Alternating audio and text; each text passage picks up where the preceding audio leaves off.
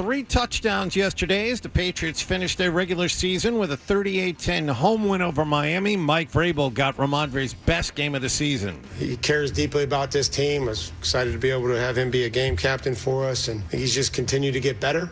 He's continued to make people miss and to run hard and still protect the football. Travion Henderson added a pair of rushing touchdowns of his own, and the Patriots wound up with a record of 14-3. Denver beat the Chargers 19-3 to grab the top seed in the AFC, so they're off for the bye week. The Chargers, meanwhile, come here for the first round of the playoffs, which is Sunday night at 8 at Gillette Stadium. Pittsburgh held off Baltimore last night 26-24 to win the AFC North. They are the 4th seed in the AFC. The Ravens' Tyler Loop missed a 44-yard field goal on the final play that would have won it. In other NFL news, Atlanta fired head coach Raheem Morris and GM Terry Fontenot. The Raiders are expected to part ways with Pete Carroll, and Cleveland is expected to fire head coach Kevin Stefanski. Celtics had last night off after a 4-1 West Coast road trip. They're back home to play Chicago tonight. Sean Grandy and Cedric Maxwell have the pregame at 7 and the tip-off at 7:30 here on 98.5 The Sports Hub. And in college football news, Boston College running back Turbo Richard has reportedly decided to transfer. He's going to Indiana this summer. Richard led the Eagles in rushing yards and touchdowns this past season. Sports Hub headlines are brought to you by East Coast Metal Roofing. Never, ever replace your roof again. It's East Coast Metal Roofing's New Year's Savings event where Sports Hub listeners get 10% off their new roof that is guaranteed to last a lifetime. Call 844-611-ECMR or eastcoastmetalroofing.com. I'm John Wallach on Boston's Own for Sports, 98.5 The Sports Hub. Your next update at 6:30. Boston Talk Sports. Trade Drake May. We all know what, but we won't say what.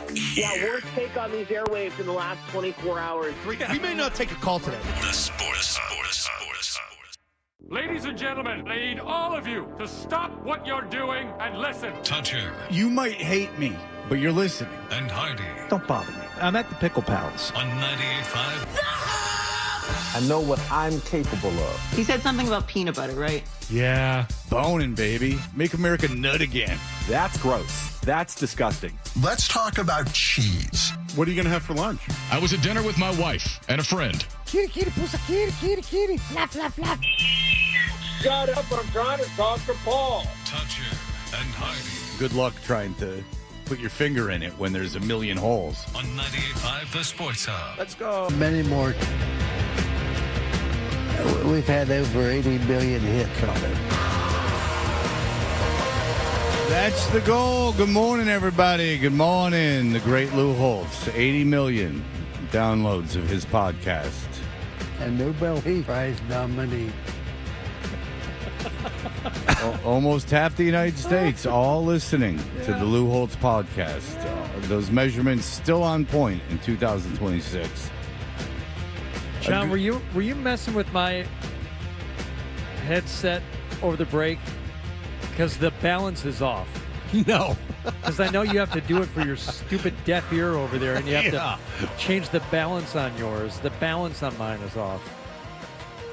Were you here? Have you been here? I was here one day. I was here the 29th to call the Celtic game. But you didn't do the show. No. Okay. So you did the Jazz game. Mm-hmm.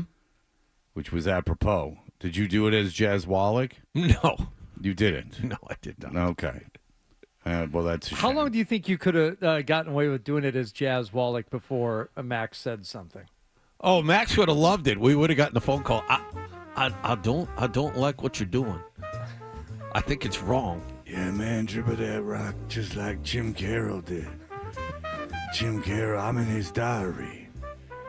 When he needed that junk, I tell him, get in the bathroom of the train station, man. I fix you up right. Not yet. You need to do something for me first.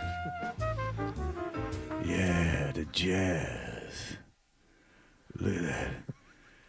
Look at, hey, Max. Look at all these sweetie boys on the court. Sweet boys? Sweet boys. I don't know what you're talking about. I don't know if Mrs. Wallach is going to like it if you talk about these Don't sweet talk about boys. my woman. My woman is Lady Junk. Lady Junk. I love junk. Give me my rig, Max. I need to tie Touching off. that?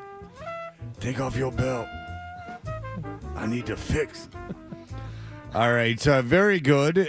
So you have not. This is your first show. Yes. Okay, so because Hardy told me he was here on Friday. Yeah, that was a good decision. That was smart. Yeah, better off just not to come in. Yeah, no kidding. Who were you with? I mean, no. Who I was with was fine. It was Roach and Kendra, and Ryan Garvin was producing, and then George, who I noticed out of the corner of my eye. I did my level best to ignore him for the entire morning, and at the end of the show, somebody brought up Rocky. Rocky somehow became part of the conversation. It was either a caller or Dan said something about Rocky, and out of the corner of my eye, I look over the left because he's sitting where Beaton sits. Okay. And George has stood up at the mention of Rocky and started shadow boxing. So I am a champion of the people. Again, I don't understand him. Did it weird you out? Yeah, a little bit because it's not quite performative. No, it's not. I got the sense he would do that if he were by himself. Yeah, and that's the thing about George. Like, take, for instance, like the chili guy. Like, the chili guy was the chili guy. It wasn't a whole... He was what he was. Like, he was, he was a guy that, lived on the streets. He had his ways. It was... Who's selling? Who's buying? He was predictable in an unpredictable way. Mm-hmm. George, and then there's, guys like Sarge who just decided to be Sarge for a while, and then you kind of understood what they were doing. But then there's George. There's just no understanding. There's just no understanding George, and George is someone who's like human LSD. He just makes you feel like, is this real? Is what we're experiencing here reality? And that is why George is so upsetting to me. Like, if you started talking about boxing and he just stands up and starts, like, throwing punches, because even if it is performative, why? Like, why are you doing that? Rocky is a film about fighting. Why does your body and mind tell you have to stand up and start shadow boxing? Right, and if you were to engage him, he would probably start saying, like, really obvious things about Rocky, but as if to inspire some conversation about it. Like, yeah, he beat Apollo Creed in the second one, but not in the first one. That's right, George. Yep. I don't know. I don't know what he wants to talk about. I don't know what he wants to do. I do know that he posted on Instagram his list of show credits coming up for the holiday break. Enhancing talent. Yeah, I saw that. Would be here. Yeah, Nick shared that. He puts out like an inspirational message about himself to inspire others about how he enhances talent. Yeah. Now, I would imagine he's not around much for a few months, but until that time. No. Because I'd imagine we're all working Martin Luther King Day based on the playoffs and everything. Looks like it, yes. So I don't know when George will be back in, but I hope everyone had a lovely vacation. I was in Tennessee for 9 days. I'm driving with my kids and my mom to the airport in Tennessee last Monday, a week ago, and I realized my mom did not weep.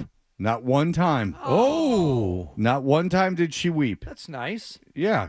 She didn't cry the whole time. I brought that up to her. I said, you didn't cry this entire time. The whole time that you were here, you did not cry. Now, do you think it was a concerted effort on her part to not cry?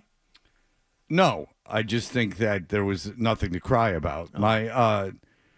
It was funny because with my ex-wife was there for Christmas Day, and they had a friend whose wife has just passed away, joined us for dinner, and dinner ended, and I realized that she had a honey baked ham, which you take out of the wrapper and heat it in an oven for a little bit. She had honey baked ham, apples that you take into a container and heat. She had honey baked ham, mac and cheese that you take into a container and heat, and then she had made a turkey. So wow. You're right. And then there were sweet potatoes, which she burned. But other than that, tough to burn sweet potatoes. Well, they had marshmallows on top, and so that she had been slaving over that for days. Like, it had been so hard for her. She had to slave over that. So without even talking about it, or even discussing it while we were doing it. You know, the guy whose wife has died, you know, he was like lonely, so he was like talking a lot. So, you know, it was time to get up and like start clearing the table and stuff. Let him talk, like, you know, and he was enjoying himself. So my ex-wife and I just go into the kitchen and clean everything in, I don't know, 10 minutes. Because you just put things in Tupperware and put them in a refrigerator, thereby saving my mother a year's worth of work. Right. But also, all you're doing is like resealing the ham and the mac and cheese and the apples, the things that essentially became prepackaged and easy to repackage. Right. The leftovers. But I did put a picture on the my Instagram at Fred Toucher of where during the meal the turkey was sitting, which was on the washing machine. I saw that. Yeah, my mother had in some way, because it's a buffet style. Like, she doesn't like, you know, serve you a plate. Yeah. So, but for whatever reason, that turkey needed to be on the washing machine during Thanksgiving dinner. It's a nice front loader. I noticed that. Oh, sure. And it's one of those that you don't have to put in detergent every time. It already has the detergent in there. Whoa! Yeah, so you just put detergent in about like once a month and you're running good. Wow. But so that's of the tradition of, you know, having the last year. We got over this tradition this year, but you used to always get Italian food from the worst Italian food restaurant in the history of the world. In Tennessee? Imagine in East Tennessee on Christmas Eve. And she had put the food out in the garage on the trash cans before dinner. Yeah. That's where she decided to store That's where it's supposed to go. Well, then sometimes the raccoons want a little mustacholi. Right. To enjoy the season. Well, you know, it's also in the high 60s, so you got to keep it cool out there. Like, it would be useless to have it inside. It would go bad. You don't want it cold. You just want it tepid. Less than room temp. Well, I'm saying that even though they have two refrigerators, say that there was no room in a refrigerator, which just isn't the case, but say there isn't. Okay. Put it on the counter. There you go. Or how about this? Pick it up closer to dinner time. I don't know. Yeah. Right. Yeah. Right. I like the trash can lasagna. Yeah, the counter's easily 5 or 6 degrees warmer. You don't want to do that. Yeah. And my father, his car has 170,000 miles on it, and he couldn't be prouder. Every electrical thing on that car goes off. It's a Grand Cherokee. It's the Boogermobile you're talking about, correct? It is the Boogermobile, and the aptly named Boogermobile. My kids are disgusted by it. Yeah. And he's getting to the point where he can drive himself wherever he wants. I don't care. Like, I'm not telling him what to do. He's a grown man. But if I'd prefer to drive if it's all of us, and I'd prefer to drive my mom's car. So my dad did come on some excursions with us, and I would put the address in my phone, and my father would have many things to say about the way we were going. And I would say, and I said, Dad, like, I know you live here. That's fine. But, you know, it's easier just to look at my phone and get the directions than it is to be told by the person in the passenger seat. This is how I get everywhere. Just why don't you do it? Well, you know, this is, you know, it's stressful for you because you got to make all these curves. There's all these curves in the road. And I go, you know what? Say it's the most stressful thing I've ever been through. Why don't you just shut your eyes and you don't have to worry about it? Well, you know, and then my kids would get going and then they'd start pushing him. What would be the best way to go, Grandpa? How do you suggest that we go, Grandpa? Well, those treacherous hairpin turns in the foothills of the Appalachian Mountains, you know, I don't blame them. You're Smokies, but let's get them right. Well, it's all part of the same range. Smoky, Blue Ridge. Well, tell that to the people there. Oh. I mean, they're very proud of the Smokies. But, yeah, my father, he would sit there and he would just comment. Like, he can't even sit in the passenger seat. Yeah. He's just got to comment the entire time. And then when my mom would drive, he would, you know, okay, so you're pulling out out of their neighborhood, and it's a 50-mile-an-hour speed limit, like, out on this 2-lane road. Yeah. But there's not a ton of traffic. And what my father would do is basically glue his face and hands to the passenger window and go, I'll tell you when it's okay to go. Or you could just sit back and let me look with my own eyes. And he would do that to my mom, and then it would make me nervous. Like, dude, get the hell away from the window. Just shut up. Yeah. Could you shut up for 10 seconds? Just shut your mouth. Why don't you buy him a Cadillac? Well, then he would get removed from his position. Telco Village. They would know that it would be a Nixon thing. You know how I've seen how that goes on. The Del Boca Vista. I mean, if history just repeats itself, if you ignore history, you're bound to repeat it. That's true. So, So I was there for 9 days, which was enough. That's a lot. That's a long That sounds time. like 4 days too many to me. Well, there was a lot of. I took the kids somewhere every day. I mean, bowling or Top Golf. I had to do something every day. But before Christmas is fine. Because my kids still very much like Christmas. Yeah. They're teenagers, but they still really like Christmas, so there is that anticipation of it. And I had gotten the Chipo game. Yeah, how did Chipo go over? Phenomenal. Now, I didn't give it as a gift like a Yahoo. I mean, I just had it there. But we played. We played a lot of Chipo. Okay. I tended to dominate a little bit, which was much to the frustration of my son. But you, Hardy. Oh, yeah, I was going to ask. I had made this mistake last year. I bought this game called I forget what it's called. It's what's it called? Jasminton. So it's Jasmine. So I always try to get something for the basement because you're kind of stuck inside. The weather happened to be nice this year, but you're stuck inside. I had to get gym time where there's basketball things. My son had to go to the gym every day. There was stuff to do, but I like to have something inside because my son won't sit down. So I had bought this Jasmine, and I didn't try to pass it off as a gift, but I bought it so when we got there, and then it was horrible. It's not a fun game. In fact, we didn't bring it out this year, but Hardy had the audacity to pack it and to wrap it and to give it as a gift to his children. There was a music video, if I remember correctly. I did not wrap it, and I do a basement gift every year also. And, 1 year it was the Xbox 360 that was sitting back in the promo office of the Leo Birmingham building. I want to cook. Right? I asked Rucker, I'm like, anyone using this? No. I'm like, good. This is what the kids are getting for their basement gift this year. Right. And I went to GameStop and bought a bunch of games, and it served its purpose, right? Sure. So that used to be like Santa would bring another gift. But now when they were real little, it was like 1 year it was this huge did you ever do this, Fred or John? The huge cardboard pirate ship that they could color and decorate and stuff. Oh, a long time ago. Yeah, it's like, okay, that was fun. So Santa left you this. So over the years, I got a nice ping pong table 1 year. Which right. Check, did that. Yeah, yep. My son and I still play. But all right, now what? I can't remember what I did last year. I really don't remember. But this year, I decided on Jasmine. Now, Fred had not given me any warning about it. He didn't tell me anything about it. I just saw it online, and I like paddle games, whether it's pickleball or ping pong or regular badminton. I'm like, okay, this looks good.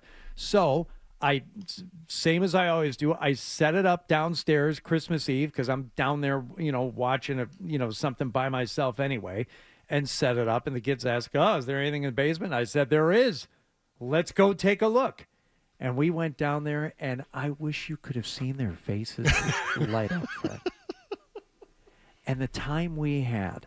And, what's this one for? Because it comes with a variety of shuttlecocks, you understand, for indoor or outdoor use. What's the difference? What's the difference? Speed. Is it speed? Yeah. Well, some are birdies and some are balls. There's balls. There's shuttlecocks, and they fly faster and they're heavier depending on the conditions, but indoor conditions, we've been going mostly with the slowest of the shuttlecocks, and I'm sure much to your disappointment, Fred, even yesterday my son and I were still playing Jasmine, and that is how many days after Christmas now? I don't believe that he wanted to do that. He asked me to play. Do you want to play? Sure, we'll go down and play a game. Was it like it's a period of time where he wasn't bored? It's the worst game in the history of games. John, you want to come over and play some jazz minton? Sure. All right. You'll see. Love to. You'll see. It's a good game. And I played it with one of my neighbors. They came over. And we showing off. He and I went down there and played a little bit, and we both decided as much fun as we had, and as much fun as it is, it will be even better in the summer. We put that thing outside. What you talking about? Oh, it's a game changer. And I'm gonna rope off a little court. I'm gonna institute some out of bounds for the jazz minton. You got to factor in the wind too. It's very tricky. Yeah. Very tricky game. But it's big hit, the jazz minton. I'm sure the kids were thrilled. I'm sure that they were overwhelmed. Explain to me the music video, the video you put together of playing jazz mitten on your Instagram. No, there's no one playing in it. It's just explain to me. No, you had to bribe your son to be involved. Whoa! You're describing the video wrong. There's no playing in the video. It's set up with it. You're confusing the motion of single. He edited what he did is he fooled you because you're a fool. He just took pictures of the Jasmine from different angles and then had special effects like make different boxes and create movement. There was no one playing it. There's no one else even in the photos. There's no one playing in the game. Well, I am going to send you the updated video, which has action shots, thanks to the major gift from my wife this year, which were Ray-Ban Meta sunglasses. Woo! Yeah. You are going to get a lot of use out of those, you creep. Kind of what I thought. Yeah, why just, hey, I'm a big creep. Yeah. What the hell was she thinking giving you those? I don't know. What did you, seriously, what did she think you would want those for? Well, I tell you what I've been using them for every single day, and that is... upskirts. No, I just have a mirror that I tie onto my shoe for that. Yeah, but you need pictures. Every single day I put them on, and because they have the speakers in them, I listen to my podcast or radio as I'm walking the dog. But in terms of actually taking photos or videos with the glasses, so far the major use for them has been capturing some action shots, and I put together a new video of Jasmine, which I will send to you boys right now. And it's from your perspective playing? It's from both my perspective and my daughter's perspective. What was your daughter's home for her first Christmas vacation? I'd imagine she's pretty malleable, sure. Yeah, at this point. Yeah. She's in that nostalgia for home. So I imagine she wants to play games and kind of be a kid again. Yeah, I understand how that goes. But what was your reaction when you opened up the Meta sunglasses? Because was it like mine when I got nothing? Hold on a second. First of all, Merry Christmas. Regardless of the gift, my wife has said this about me. She said, you are maybe the best gift receiver of all time, because I do like a lot of the stuff I get anyway, but I do. If I get a shirt, I'm peeling my shirt off and I'm trying it on right then. It's like, so I got into it right away. I'm like, okay, this is cool. It's a gadget. It's fun. And we do all this stuff, and I set it up, and I have been using it, but probably deep down inside about the same feeling as you had from when you got, come on, nothing. Not one person gave you one thing. My daughter gave me a shirt that says, "My daughter and I talk ass about you." My son got me a Garrett Wilson, what do you call it? The cozy, the big thing. I don't know. I left it in Tennessee. A Snuggie? He's not listening. A Snuggie, with my money. My parents got me $100 gift card to Delta. Oh, nice. Yeah. Yeah. So, I mean, where do you want to go? Yeah. I mean, and not a pain in the ass to get that thing loaded up onto your Delta account either. Well, it's really it's the real pain in the ass is just figuring out which exotic location I want to go to for the $100. Oh, I got a $50 Visa gift card, which was nice of them to pick up at CVS that morning. And then I got, what did my ex-wife give me? Oh, the Charlie Sheen biography, which I just left there. I didn't leave. I didn't take anything home with me. I just left it all there. I don't want to get into it because every year I'm able to like make my daughter like weep with her gift. She gets very excited and weeps. And this year, like, I didn't know specifically what to get her, so I went to like a high-end place and got her something very expensive. And I was like filming her like opening it. Oh yeah. And she was not a fan. Oh, I mean, she no. wasn't rude about it, but it was. And then she's like, "Can I get my hair colored instead?" And I said, "Absolutely. There's almost a $4,000 difference in the price of these things. You may, by all means." But the greatest thing ever is I think I could have banged the lady that I returned it to, because when I was returning it, she's like, "Why?" And she was like befuddled. This is a very high end place. She's like, "Why?" And I'm like, She's like, "Who'd you give this to?" And I'm like, "My daughter." She's like, "How old is your daughter?" She's like, 15. She's like, "Let me see." She's like, "She didn't want this?" And I'm like, "No." And then she was like very interested. "What are you doing for New Year's Eve?" She was like asking all these questions, because she's like, "If you have a daughter that didn't want this, I can only imagine what you have given this woman, this girl before." Seeing dollar signs. But this was not. No, yeah, I don't know. But yeah, she didn't want it. But no, I received nothing. But that's not why. But Christmas moves. If you're in your 40s, 50s, and you're still getting stuff, and it's about you, then I think that you've moved on. Very, very briefly, toward the end of the show, we have to unpack literally and figuratively our gifts from Nick, because there's one in particular here that I think you're really going to like, that I got. You wouldn't like it, but I think you'll like that he got it for me. Well, he mocked the Lord with mine. So, yeah. I mean, especially with a baby on the way. And I don't know if that's the way I'd want to play things. There better be a double baptism. Because Nicholas gave me a holy Bible. I don't know if it's mocking. I think he's just trying to... Look, I don't have one, like a family Bible with annotations and things that I've written in the margins. Here you go. Right. Maybe I'll just quiz Nick on the Bible, see where he's at. That'll be fun. We'll do that tomorrow at 8. Yeah, we went to the Christmas Eve service. Again, started with Adam and Eve. Good for them. A lot of fun stuff in that. Really glad I went. Doesn't make any sense. Doesn't make any sense why we go to that particular service. There's one at 7 where there's normal people. This is the one for people not making it through the year. Merry Christmas. Here's the story of Job. What? Yep. They go chronologically. They make it happen. All right. Listen, we are aware that lots happened, including late last night.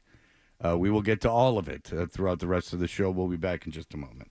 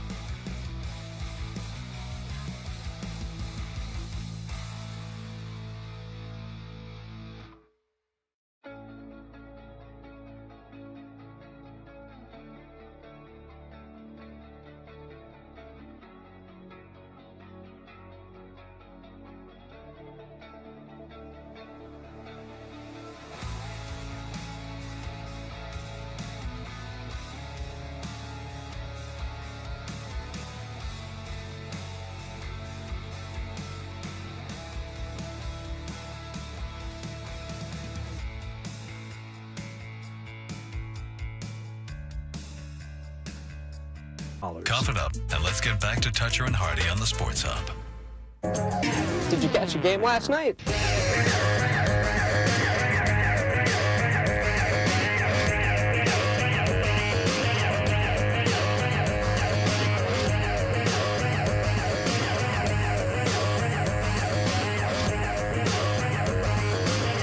All right, we're Toucher and Hardy. What happened last night is brought to you by Leonard Hair Transplant Associates, where your hair doesn't have to be a game of what happened, so change your lettuce and change your life with Dr. Matthew Lopresti at 1-800-GET-HAIR.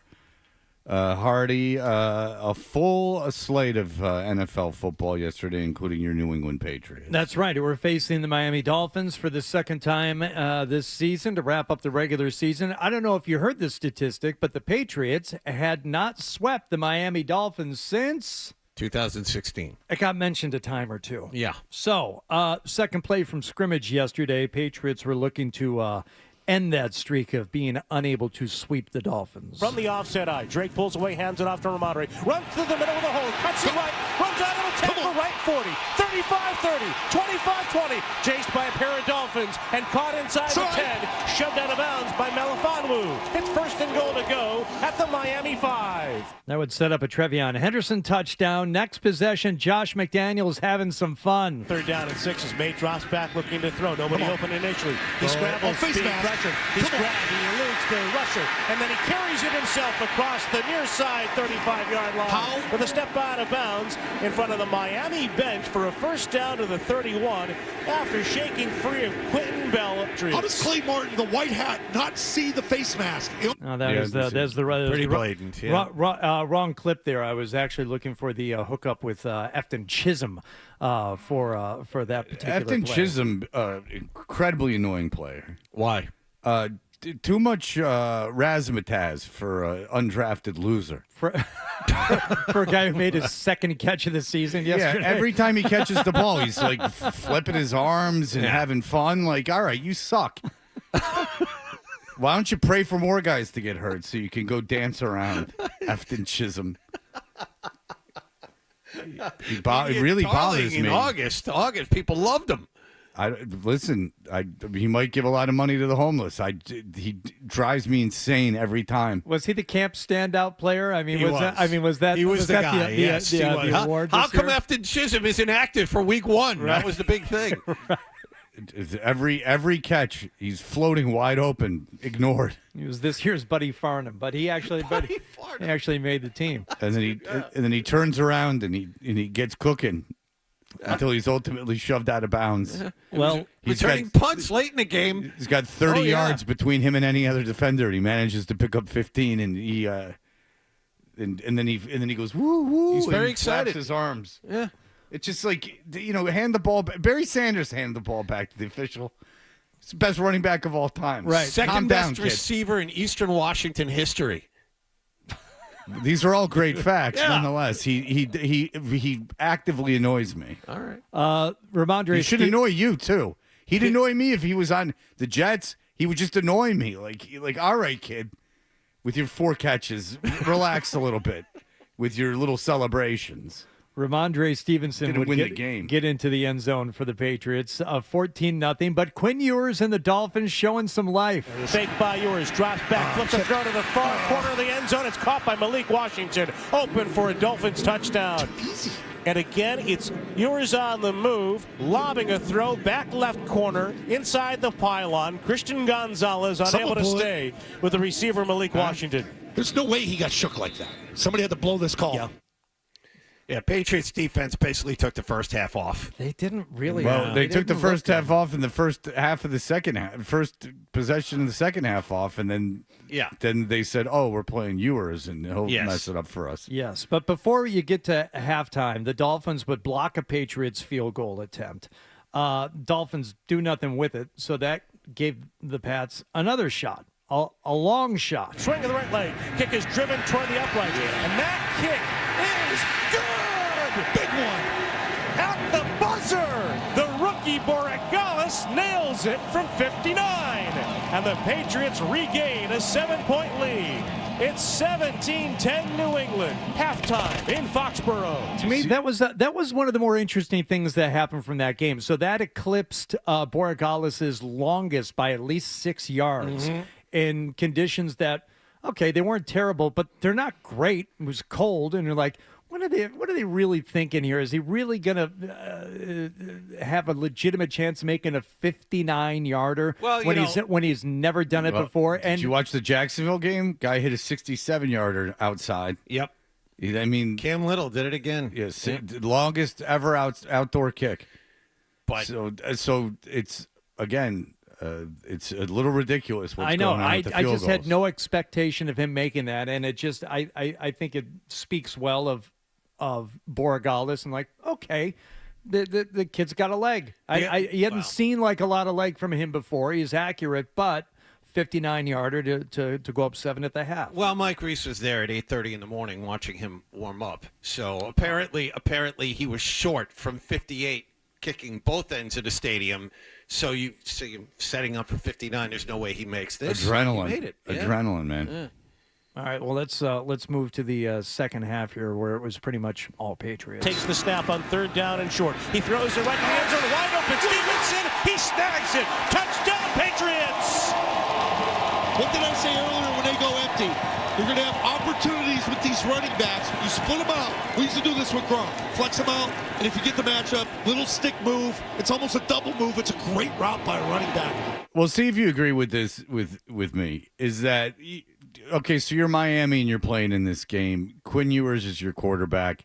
They seemed motivated, at least pretty motivated at the beginning of the game, like they were going to give it a go. Now, look, they weren't playing everyone, whatever.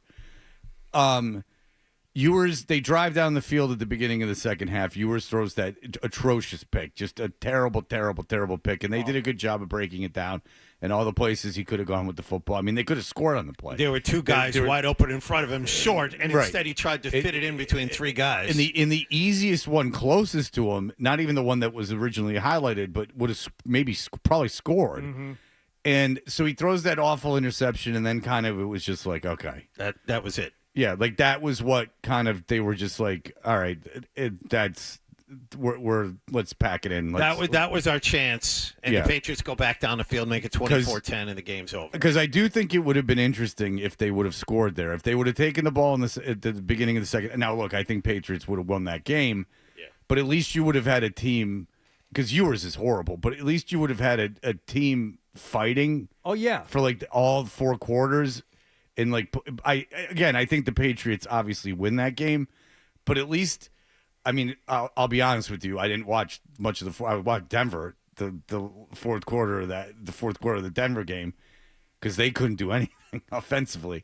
So like there was something to watch, but yeah, like once he threw that pick and the Patriots came down again, it seemed like they were like, okay. Yeah, once you got to 14 points, you could have turned it off. It wasn't. That was it. Quinn Ewers, they didn't have any. I mean, no Waddle, no HN. Tyreek Hill's been hurt all year. It's a skeleton crew out there, and you got guys playing for jobs next year. No one's going to judge them by the second half of that game. All right, that's enough. But if I'm Miami, I am impressed that at least they came out and gave it a run. Like the McDaniel got them out for. At least had them try for a half, which is better than most teams. Yeah, they've been real good the last month and a half. Yeah, that's the thing, which is why McDaniels is probably going to keep his job, even though everyone around him got fired. So, that was the argument during is McDaniel going to stay? I say he stays because that team had nothing to play for the better part of 2 months, and they played well. And short of trading for like Harbaugh, I don't know really who you're going to get to coach that team. Like, there's always that, well, if we dump him, we'll get someone, and then it's going to be this incredible turnaround. And it's like, well, you don't have a quarterback. Like, I'd rather bring a kid in and have him coached by McDaniels than I would have, or McDaniel. I'd rather have him coached by McDaniel than bring in someone off the street and do it that way. I mean, he got Tua to take him to the playoffs. I wouldn't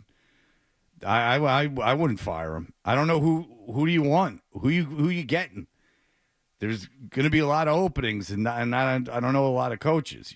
You know, if you want Stefanski, if he gets fired, like, who do you want? All right. And then suffice it to say, the Patriots won that game. Yeah, you could have turned it off, but then you wouldn't have known whether or not Stephon Diggs made an extra $500,000. And now Drake May takes the snap from the shotgun. He retreats. He runs. He tosses on the go and finds Diggs open at 40. Runs near side 25. Yeah. Tried to turn the corner. Tackled across the 20-yard line. Brought down inbounds at the 17. Is that a $500,000 catch right here? I think so. Yes. Yeah, good for him. I'm glad. I really wish I was here last week so I could have speculated on him and Barmore more. It sounded so great on the air. So great. All the speculation. And a lot of so concerned if they were going to play. And a lot of fun to talk about, too. Yeah, and you know so much. It's just good to spend 4 hours just babbling about something you have no idea about. And in speaking on how it affects the team, it all sounds so wonderful. It's just like the worst. I found myself pontificating to people about how I would have handled it differently. I would have been like, I don't know what's going on. I don't know what to tell you. That's it. I don't know what happened. You know, I'm certainly not going to jump up and down screaming that, ooh, he doesn't go to trial until February. I'll tell you this much, though, because Rochi and I were here on Friday. The shelf life on that story was about a day and a half. Yeah. By the time we were here on Friday, it was like done. No, I figured that you weren't gonna go great into depth into it. No. It's just like this. Well, the good news is Barmore doesn't go to trial until before, or get indicted or whatever until before the Super Bowl. Oh, is it? Right. Is that the good news? Yeah. All right, we'll be back. Here are the headlines.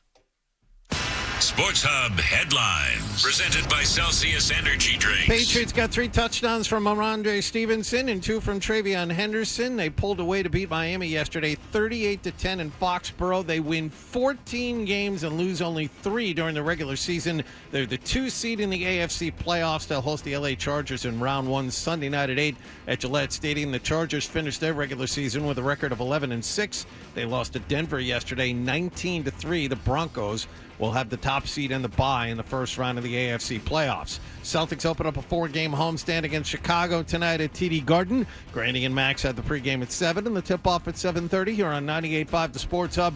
Green just finished a 4-1 West Coast road trip. They are 22-12 on the season. Sports Hub headlines are brought to you by Catches Law. At Catches, they specialize in helping those who have been injured not only from a one-time incident, but from a lifetime of hard work and labor. Does this sound like you? Visit catcheslaw.com. I'm John Wallach on Boston's Home for Sports, 98.5 The Sports Hub. Your next update.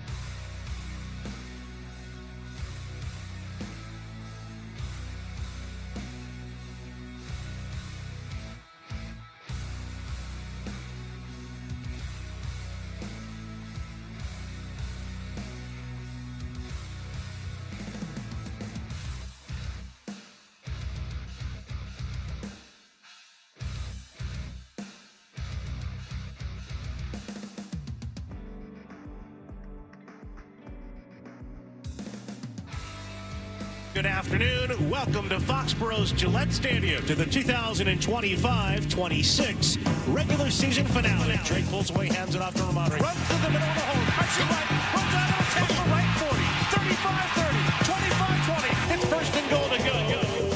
Takes the snap, hands it off. Travion through the right side, slicing into the end zone. Touchdown, New England. Way too easy. Way too easy. Way too easy. Swing of the right leg. Kick is driven toward the upright. And that kick is good at the buzzer. And the Patriots regain a 7-point lead. It's 17-10 New England. Halftime in Foxborough. First and 10 give. Stevenson runs through the middle across the 25-20, 15-10. Taken into the end zone for the Patriots. Touchdown. Division champ. Bound for the playoffs in a matchup with the Los Angeles Chargers. I think he's earned a sexy spot.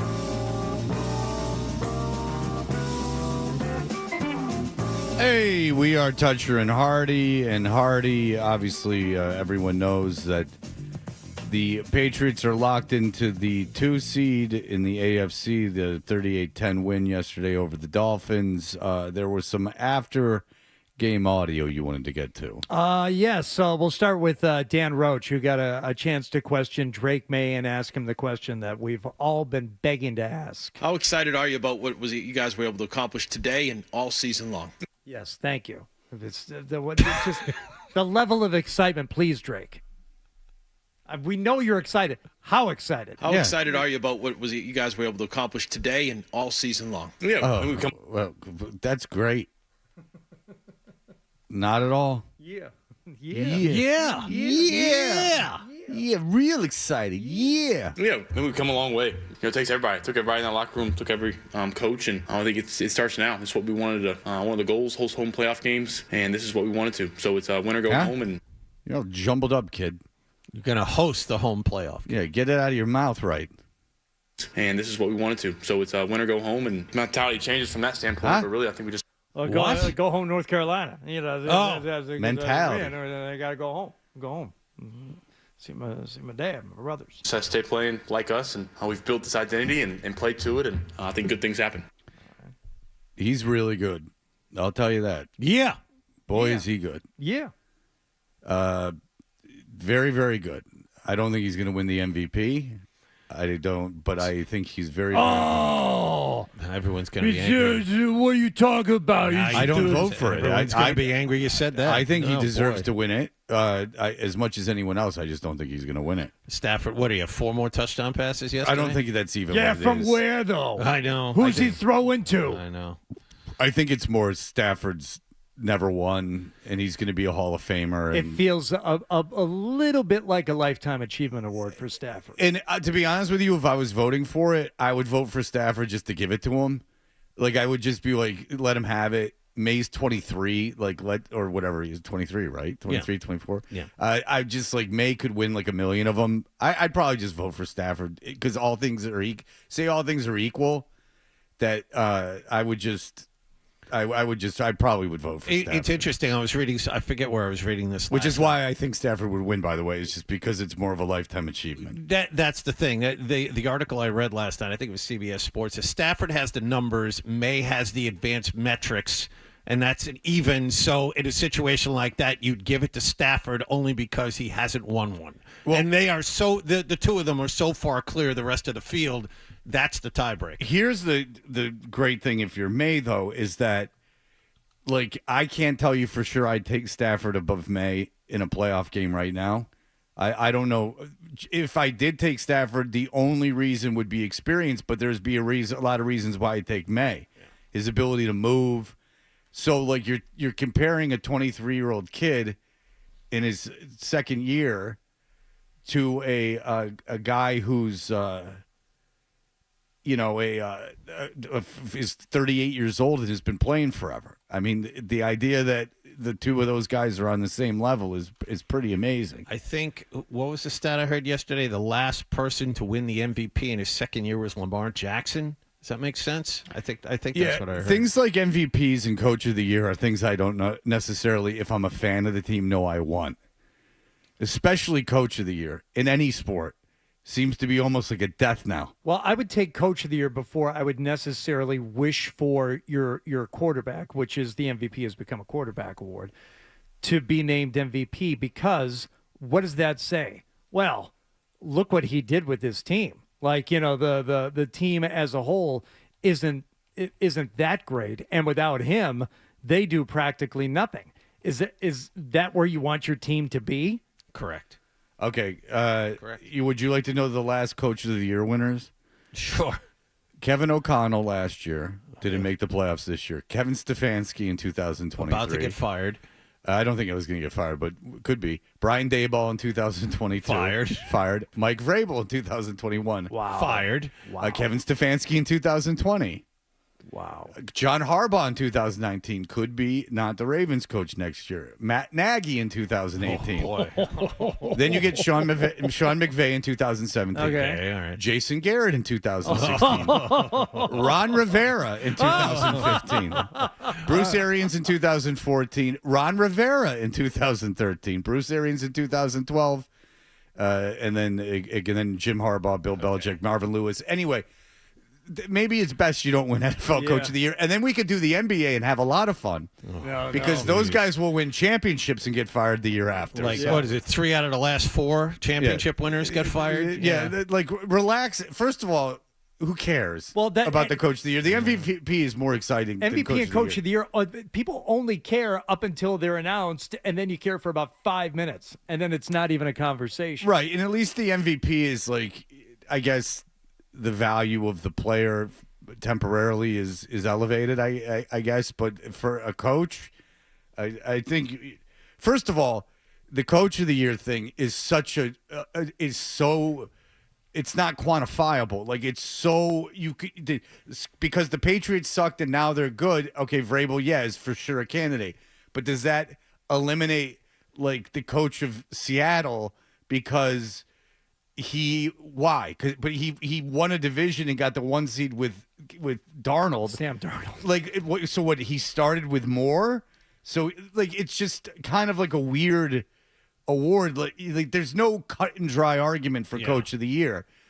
I mean, and oftentimes it goes to a guy like Kevin Stefanski, who they say won with not a lot. But the problem with winning without a lot and winning that award is that a lot of times that's not sustainable. You could even win it twice if you're Kevin Stefanski. Like, Daboll made the playoffs with that Giants team that sucked, and then what happened? They sucked and didn't make the playoffs, and they got fired. Right. So, that's an award that I don't always think. I think that guys just go like, oh, like, well, they're too good. And then you're like, oh, okay, well, I guess they're too good for him to be a good coach. There are a lot of. You were talking about Mike McDonald in Seattle, Liam Cohen, Jacksonville. Yeah, like Liam Cohen, like he's a rookie coach. Ben Johnson. I mean, Sean Payton. I mean, all of those guys have done the same thing. And that's the thing is that there's like, well, Sean Payton had a better team. Yeah, all right. I mean, but does that make him a worse coach? Like, the Coach of the Year is stupid. It really is. The MVP is fun in a way. I get it. But the Coach of the Year thing is just stupid. We'll be back in just a moment. We can kind of fill you in on what the playoff setups are. We now know the schedule. We can give you all that in just a moment. You're listening to Toucher and Hardy.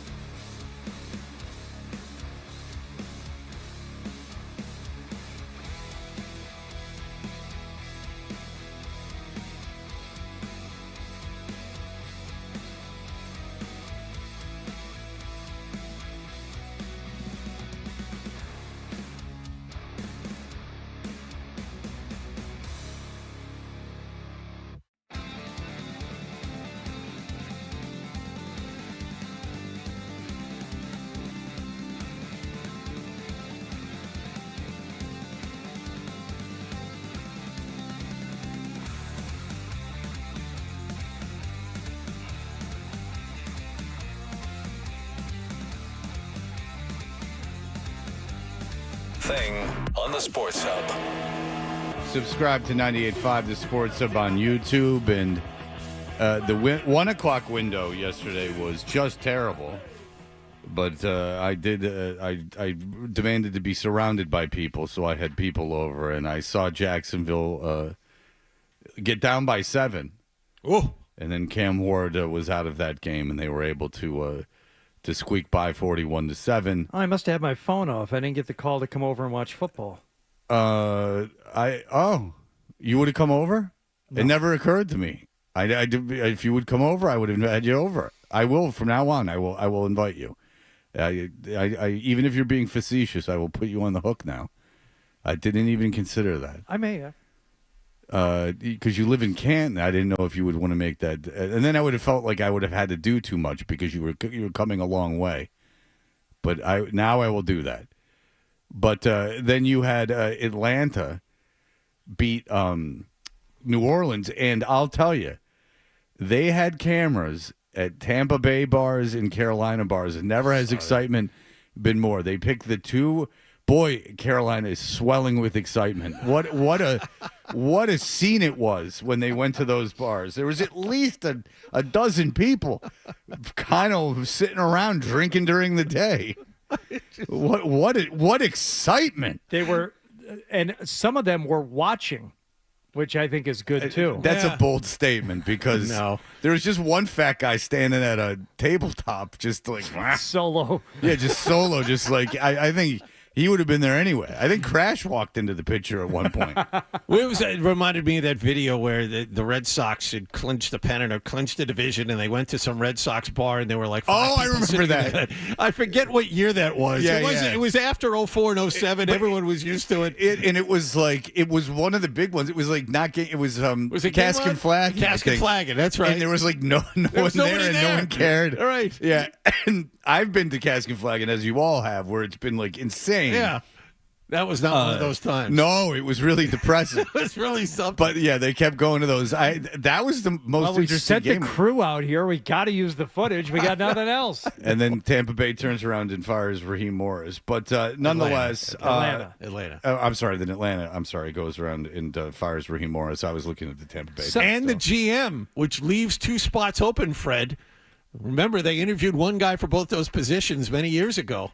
Oh, yeah. And I think it was Rossini said there's teams at least doing exploratory work on Bill Belichick. That's right. One of the handful of Bill Belichick supporters that are still out there made mention of the Raheem Morris firing and how somewhere Bill has an evil grin on his face. Like, I don't think Bill's got anything to grin about anywhere. Right. That makes sense. That his team that he took over, the college football team with that crap schedule, couldn't make a bowl after they'd made a bowl, each of the last 6 years. Right, but and the team that he used to coach. But somehow he would feel vindicated by the firing of Raheem Morris. Like, see, that's what you get for not hiring me. Yeah, and that the team that he used to coach is the number 2 seed in the AFC.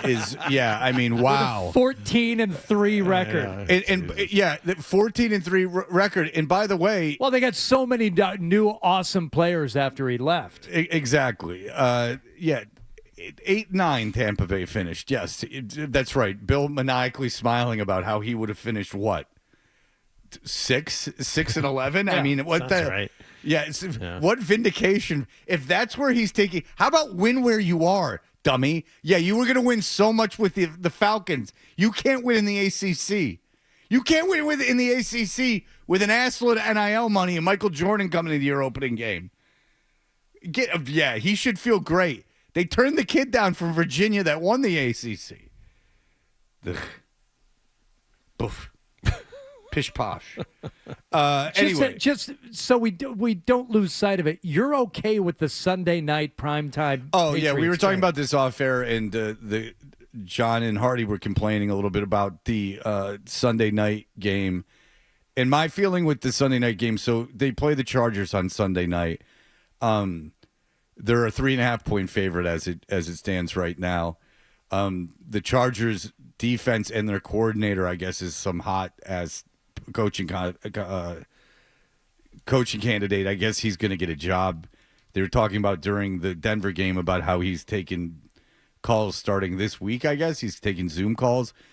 Yeah, because you'd be watching the game anyway. It's the playoffs. To me, it's almost like we're the post-game show for that. So I actually enjoy that. I don't mind at all.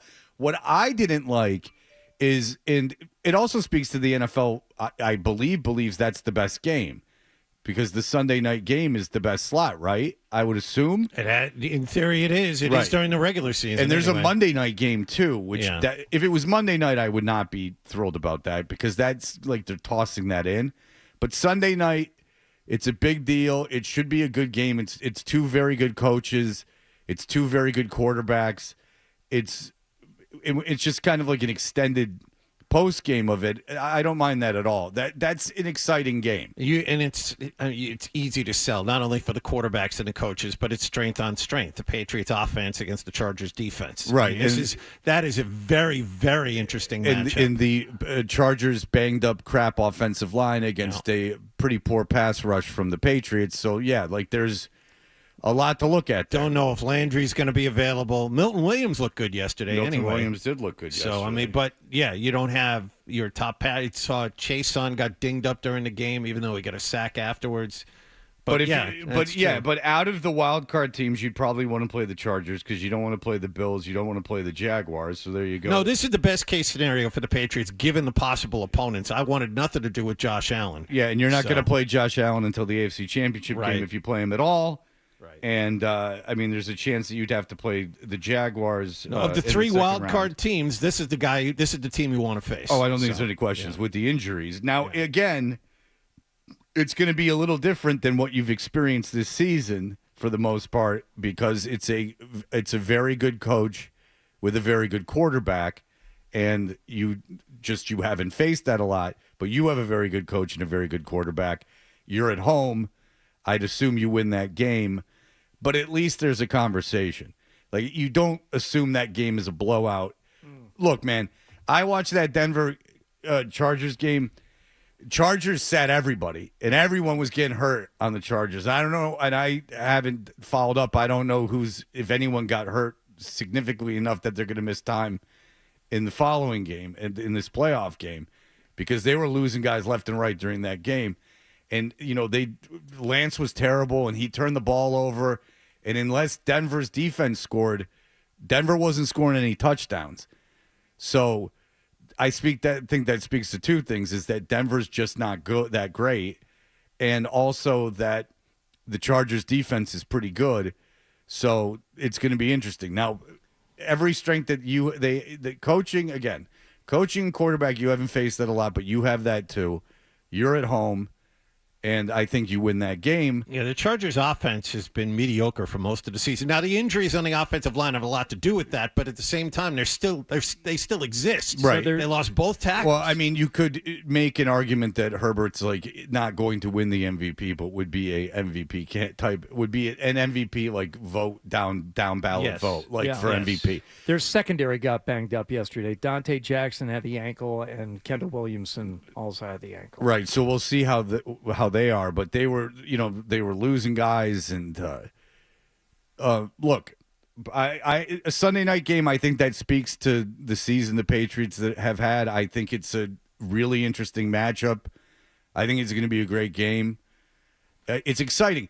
Because I'll tell you, what it always used to be is my birthday is on the 16th, so you don't forget.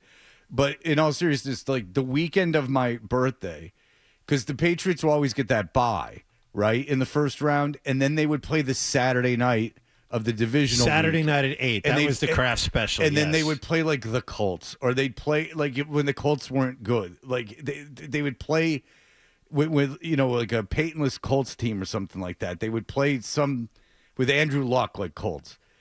And then they would invariably win by like 30. And you would just be like, this is just on. I don't even have to watch this. This is just, we already know what's going to happen. And the AFC is so wide open. The only thing I'm positive happens is that the Texans beat the Steelers. Yes. That's the only thing even though the Steelers won last night, that's not a good team. Neither is Baltimore, but I mean, Pittsburgh is an easy out. Easy. And then people will say, well, DK Metcalf will be back. And then you'll say, I don't think it okay, well, matters. all right, very good. But nonetheless, so it looks like if you do beat the Chargers, you'll be playing the Jaguars or the Texans, is what you would be doing in that case. Because I do not see the Steelers beating the Texans and so on and so forth. So you would be playing the Jaguars or the Texans. Yes, even if Buffalo wins, you don't face them. Right. Yeah, I feel better about the Texans' chances of getting a stop in the final 2 minutes and not allowing the Steelers to go down and score 2 touchdowns at the end of the game, as happened last night with Baltimore, who just couldn't figure out a way. And look, credit to Aaron Rodgers. He's played better than I think any of us thought he would. Now the rumor is he's thinking about coming back next year. Yep. And where again, I had just conceded that this was it for him, but he was making plays when he had to, and he was taking advantage of a Baltimore team that has just gone back and forth and waffled. Like, do they want to be here? Do they want to play? Obviously, yesterday they had to be invested in that game, but there were certain plays where they just seemed it wasn't for a lack of effort, but there was a lack of focus on that team that has crept in throughout the season. I just think there's a way that there's going to be a team that can give up a first-round pick to get or 2 first-round picks to get Harbaugh. And I wonder if you do that. You mean Tomlin? Harbaugh. Oh, all right. No, Tomlin's not going anywhere. I was just saying Harbaugh just got there. You think you think they would get rid of him? Oh, I'm sorry. I'm thinking about Jim, not John. My mistake. My apologies. Yeah, we're talking about the Baltimore. We're talking about Baltimore Ravens, John. Yes. Because they're not going to fire John Harbaugh, and John Harbaugh might be up for a new challenge. He might want away from Lamar Jackson. There's a lot of talk about Lamar Jackson apparently represents himself. He does not have an agent. And he had a very contentious negotiation with the team, and that set part of the reason you have an agent in any field is that you are separated from those contract talks, because what those contract talks invariably are management making a case by why you are not needed and why you are not worth what you think you're worth, and you making the case that no, I am worth far more than you're saying I'm worth. So the idea is that your agent and management have that discussion while you're kind of out of it, and they work it all out. There's more to it than just getting the best deal. There's keeping peace. I find it very difficult, and I know people that negotiate for themselves, and it can be, and you know, if you're pushing for something, it can get very, very uncomfortable. So better to stay out of it. So that whole relationship, I think, is screwed up. And I'll tell you what, I wouldn't trade for Lamar Jackson. I wouldn't give up what it would take to get Lamar Jackson with his injury history and the way that his relationship is going with the people in Baltimore. If I'm John Harbaugh, and I might say, yeah, you want to trade for me? Trade for me. I'll go try it somewhere else. Worked out for Andy Reid. You know, I think I believe in myself. I think I can go coach somewhere else. And I think that would be something to keep an eye on. I think that could be an interesting off-season story, is if a team is willing to trade for his services. And I agree with you that Tomlin isn't going anywhere, but only by virtue of what happened over these last 5 games. Because earlier in the season, when we talked to the writer from Pittsburgh before the Patriots game, he's like, look, as much as he is, you know, respected and liked around the league, there's a real unsettling feeling about Tomlin, and how the expectation is for not just the playoffs, but for winning in the playoffs and for let's do something more than just having a record above 500. But that's from the fan base. It would be difficult for the Rooneys to pull the trigger on that. But now it makes it because of the wins over the Lions and the 2 wins over the Ravens over these last 5 games, he's fine. Okay, Adam is very adamant that we break to get to Reese. He doesn't want. He thinks this conversation is not worth having anymore. He says to go to Reese. I know you had your hand up, John. That's all right. I understand. I know 12 Hardy can that get very pissy. Put it down. I know that Hardy had things that he wanted to say. But by the way, Texans play the Steelers on Monday night. Now that would be the one that I would be like, okay, But Sunday night, that's big slot. That's a big game. And good for the Patriots. That should be a fun game on Sunday night. I don't know who wins that game. I think the Patriots do, but certainly Don't give out your pick now. Save it. Well, I gotta break it down. I gotta talk to the sharps. Come on, I'm not ready to do that now. What do you think? I need the audience to hang with me all week when they wait for Freddie T's Friday Fun. When I really blast it out. Maybe I save it for Sunday afternoon and pop it on @FredToucher and really give it a ride. Try to get my head count up. Freddie T's Friday Fun? Yeah, when I give out all my picks, when I go 1 for 20 million and have to keep putting money in my account. All right, we'll be back in just a moment.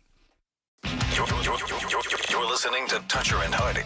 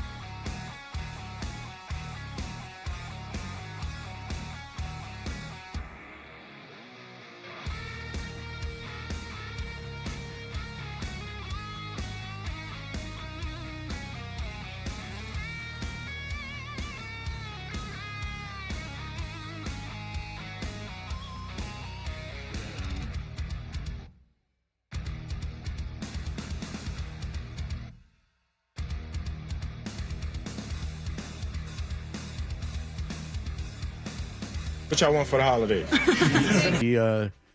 When the adrenaline's pumping, that kid can pop it a long way.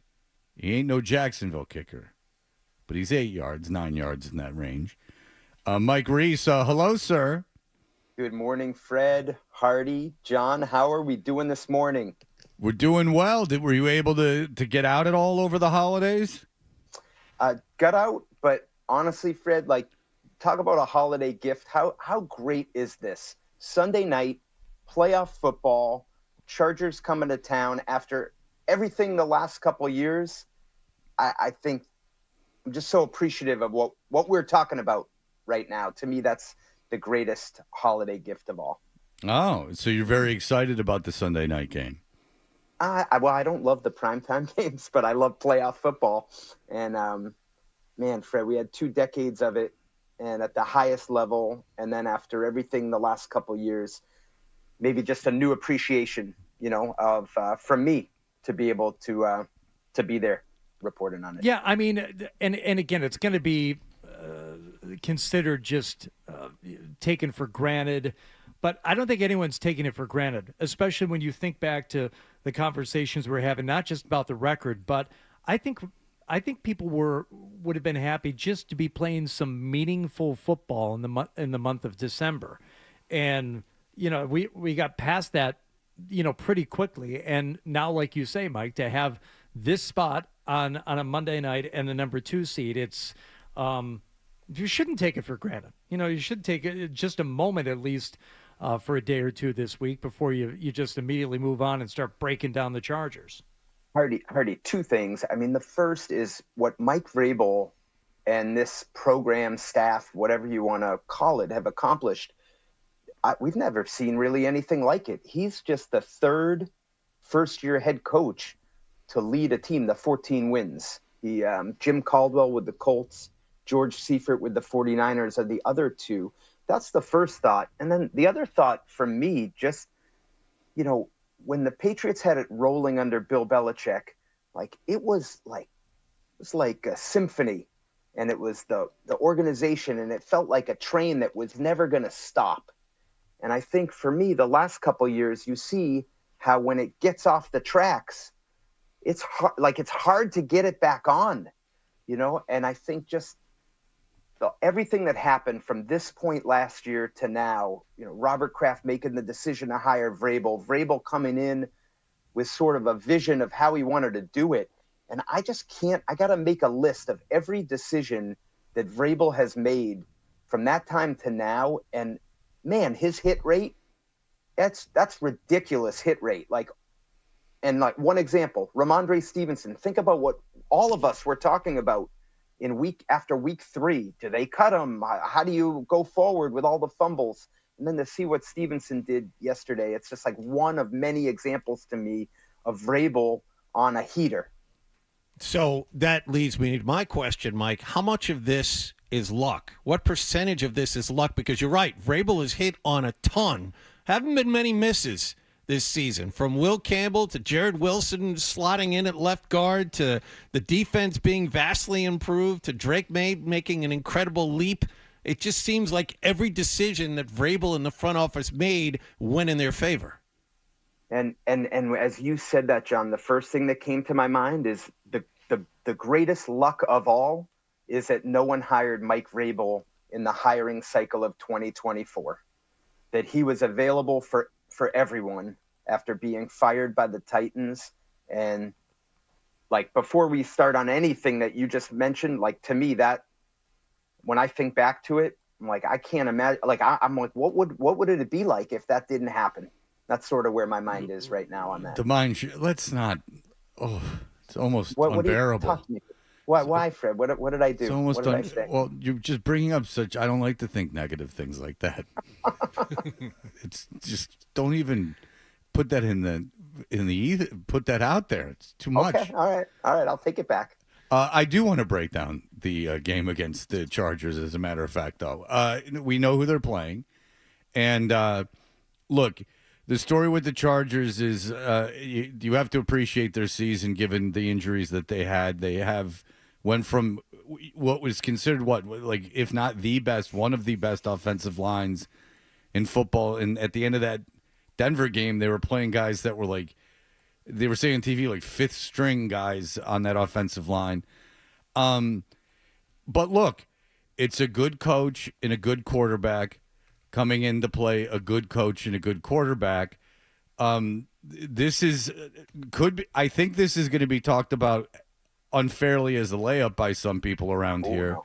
But it's certainly not. I like the Patriots at home. Obviously, the Patriots have proven, but they have not seen a lot of this year. And this isn't about an easy schedule or anything. They deserve the number 2 seed, but the reality of the situation is they've not seen a quarterback coach combination like this many times this season. Well, and Fred, I agree with everything you said. Just on the Chargers, the play style is probably where to start. This is like a bigger, physical team, well coached, like you said. They won't generally make mistakes that cost them the game. So you're going to have to go beat them. And I feel like in the playoffs, that's what playoff football is. And going to be a close game, in my opinion. Down to the fourth quarter would be my guess. And we'll see which team plays tighter. And like you, Patriots being at home, I feel like gives them a slight edge, but certainly far from a layup. Yeah, it's an edge. Have they played a coach quarterback combination this year? How do you feel about the Buffalo head coach? Yeah, that's kind of where it is because Buffalo's the only good team that they played is, unless you count Carolina, which Tomlin and Aaron Rodgers. That doesn't rock your world. No. And they turned the ball over 5 times in that game. So right. I don't that game. By the way, the way that game went, I could argue was the reason they rolled after that because that gave Vrabel everything he needed. He said, "You don't turn the ball over 5 times. You win this game." That's right. And then what do? They ran off of 10 wins in a row after that. Yeah. So, Carroll and Geno Smith. You know, they took that one on. You see how that worked out for them. So. Yeah, and both those guys are going to be there forever. Yeah. So yeah, you didn't play Lamar Jackson really. I mean,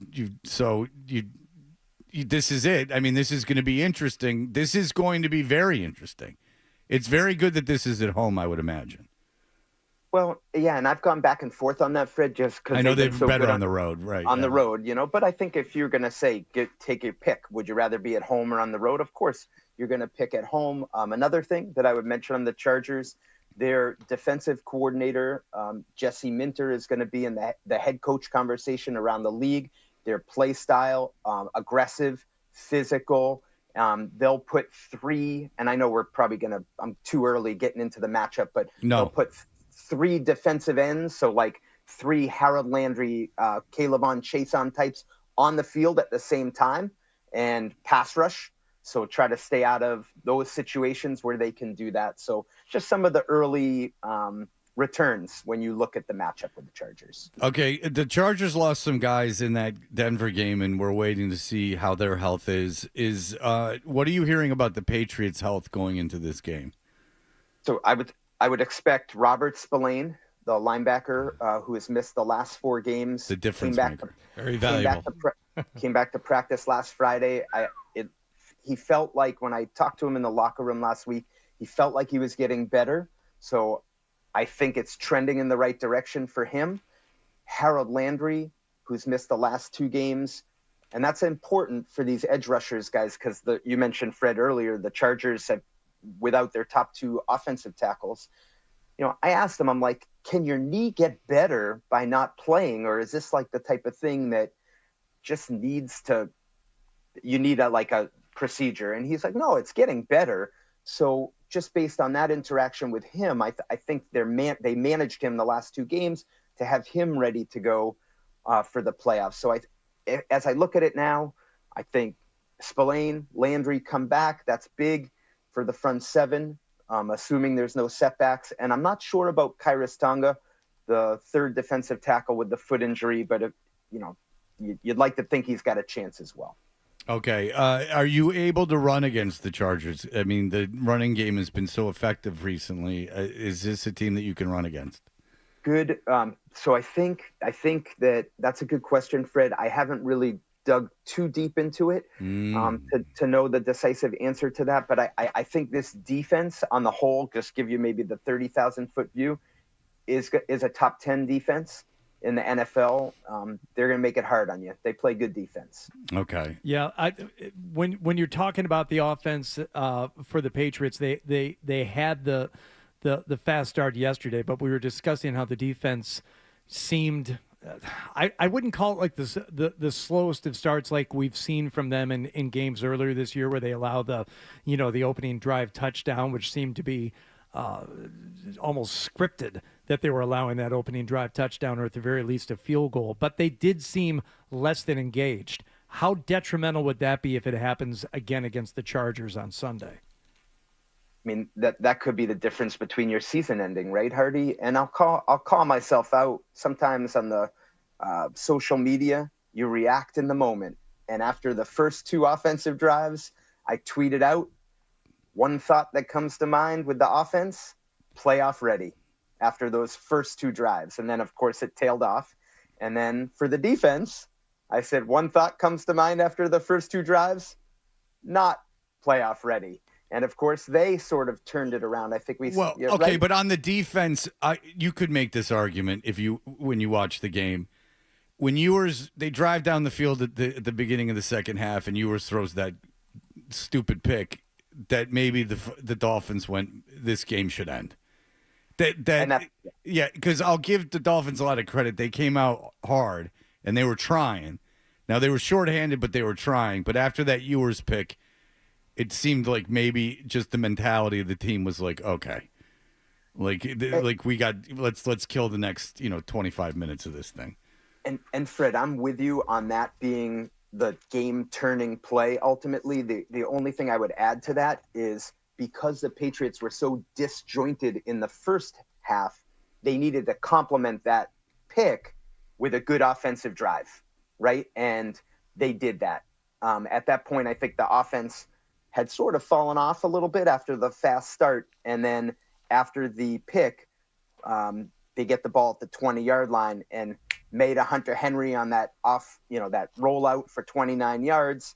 And then Stevenson, 20-yard rush was an explosive play. But that's what I'm saying is that kind of lends to my point is that when Miami got back on defense, I mean, they're giving up these chunk plays. That Hunter Henry pass was a little dump pass that he takes forever. The Stevenson run is, I don't think if you're watching tape of that run from a Miami perspective, you're saying, well done, boys. You know what I'm saying? It just seems like that kind of took the air out of the balloon a little bit. Immediately starting after that pick, because that drive is evidence of that. Like, I think the Patriots offense deserves credit, but I mean, Stevenson is busting off these big runs. That's not, to me, good defensive play. Do you understand what I'm saying? I totally understand what you're saying. I give the Patriots offense maybe a little more credit just because it's, they had the turnover in the second quarter with Christian Gonzalez, Jack Gibbons teaming up to get the ball out. And that could have taken the air out of their sails, and the Patriots didn't make it hurt. You know what I mean? So yeah. It's a balance there, Fred. But I totally understand what you're saying. No, I mean, I think the Patriots win that game, and I give Miami a lot of credit for trying in the first half, and a game where you saw a lot of teams just a weekend where you saw a lot of bad teams quit. And so, and you can just see body language in a lot of these games that players just going, when is this ending? Essentially looking at the clock, and Miami didn't play that way in the first half. And look, now the Patriots got something to play for, and it's Sunday Night Football. And unlike you and John and Hardy, I'm happy it's on Sunday night. I think it's good because I think that's the prime spot, man. Yeah. And I just go back to when Belichick was coach and Brady was quarterback, and they'd get that bye, and then the divisional round game would be a Saturday night, and it'd be a foregone conclusion before the game, and it was just nothing mattered until the AFC Championship game. This is a prime time. This to me says the NFL thinks this is the game of the weekend, and well, maybe the rest of us aren't so wrapped up in what the NFL thinks of our team. Maybe we just want to get a good night's sleep. Yeah. I always strive to be the best socially, so I'm always thinking about what the other guy thinks. And I don't need sleep. I'll be running on straight football adrenaline. Sleep is for losers. Yeah. That's right. That's right. Ask any doctor. Guys, I was thinking about the fans. Like, it asks a lot of the fans to be out there on a Sunday night in mid-January in the weather. So I was thinking about that. Look at your schedule next year.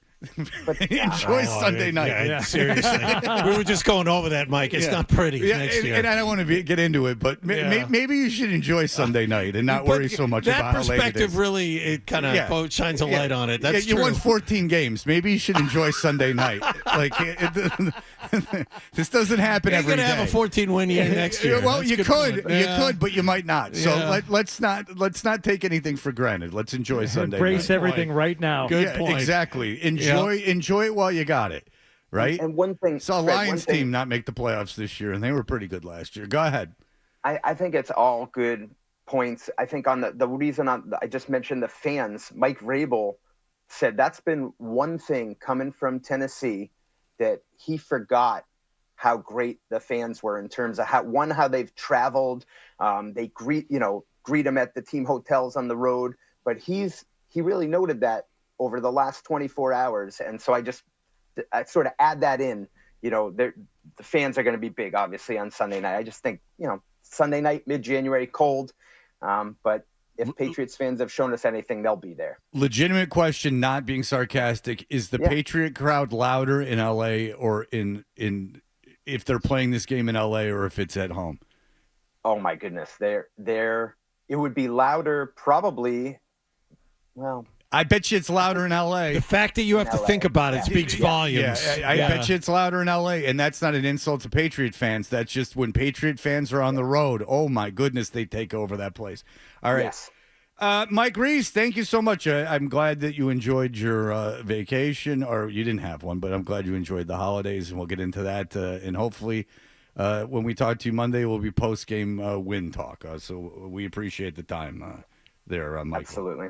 Thanks, guys. You so Have a great much. rest of the show. And we won't know who they're playing if they win necessarily because there's a Monday night game. Mm-hmm.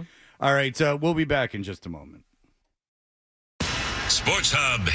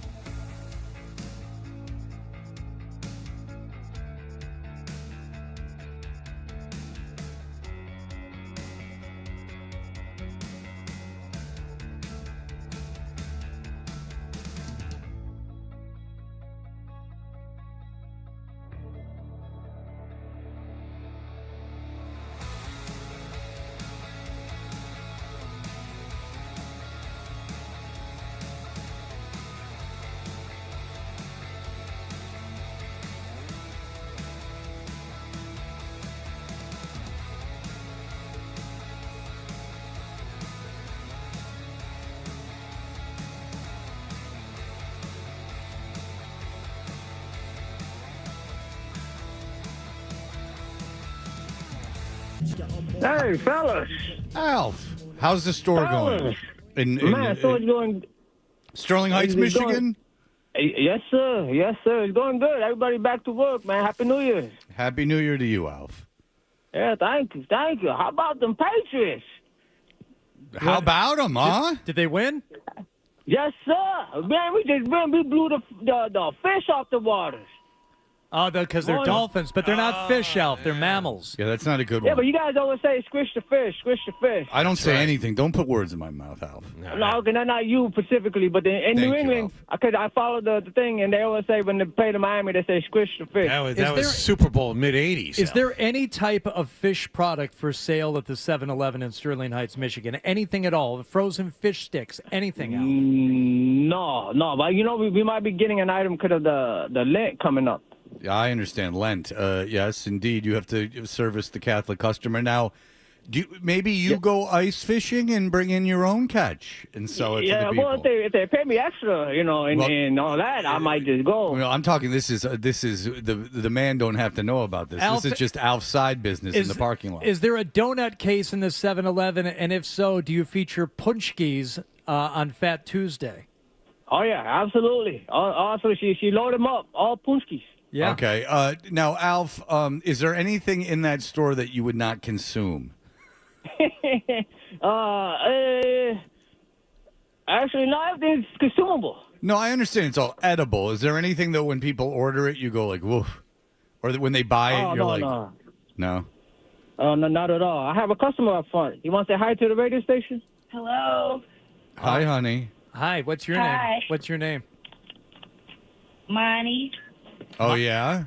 Is Alf a good-looking man when you go in there? Is he pleasing to look at? Yeah. Yeah. Are you single, lady? Are you a single lady? No. Sorry, fellas, he's taken. Because not for me, Alf. I'm not going to Sterling Heights. I'm talking about you, Alf. Are you a single man? Of course. Oh, of course. But I wanna stay single. That's my New Year's resolution. Right. Well, good luck with that.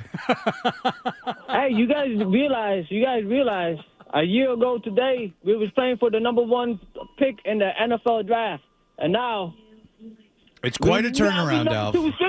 Yes, sir. It's quite a turnaround. It's quite a turnaround. Yeah. Hey, there was a hot chick in y'all seats 2 weeks ago, and I said that she was a hot chick, but she had such a negative take on the Patriots, and Drake May kept being microscoping every little thing past that he incomplete. Like, come on. He won the game. He took us back against the Ravens. Yeah, we got a report on what happened with, and we're going to get to that a little bit later. But I felt is Alf the one who said that Kendra was hot, and then that caused I'm hearing that caused problems according to the email? Yeah, I felt like you weren't treated as well as we treat you when you called in last week, Alf. Yeah, I felt like they got offended or something. She's a hot chick. I didn't know, because when I called, I didn't realize you guys weren't there. And then when I looked on it, I'm like, wait, who are these people? And then they just, like a knee-jerk reaction. Yeah, she's a pretty girl. There's nothing. She's a pretty girl. But what's so wrong with saying a hot chick? No, but according to the report that we got, we needed to apologize to you for everyone else because they felt you were not treated properly. So we have apologies, Alf. Oh, okay. Well, I accept your apologies. Thank you very much. Okay. All right. God bless, Alf. So long. God bless. If they lose, you got to call still. Okay? We're not going to lose next Sunday. All right. Well, listen, I know you work with the lottery, and so you're familiar with not able to lose, but just you have to call in regardless. Lottery, I lose. The Patriots, we just like 2018, we're going to stomp them. Okay. What happened in 2018? They won the Super Bowl. Yeah, but I don't know who they play the Chargers. Did they play the Chargers in the playoffs? I just remember I was in Vegas and they played that team, the Phillip Rivers team that was supposed to beat them, and they beat them. And I was in Las Vegas. Yeah, they played the Chargers first round in 2018. So what year, John, was the Chargers playoff game here? Was it 2007? The one that was so cold. Was that the AFC Championship game during the undefeated season? I don't think so. Maybe it was the year after that. I went to that game. And yeah. It was one of those games where you had to wear your like complete outdoor like snowboard or. No, that was or the ski one. No, gear. that was like January 20th. Yeah, that was like Baltimore and Steve McNair, where the beer would like freeze in your cup holder next like, to you. like goggles, like full. Maybe that fully was covered and everything. Tennessee. Maybe it was Tennessee. But yeah, I've been to a couple of really bad ones. That sounds like it. Well, I wouldn't complain about the cold on Sunday night. Again, this is quite a turnaround, and nothing's guaranteed. So I would go without complaint on Sunday night. Enjoy it. You've seen that it can be taken away. So enjoy it while you have it. I don't want to hear any complaining about the weather on Sunday night. All right, we'll be back in just a moment. I have a customer up front. You want to say hi to the radio station? Hello. Toucher and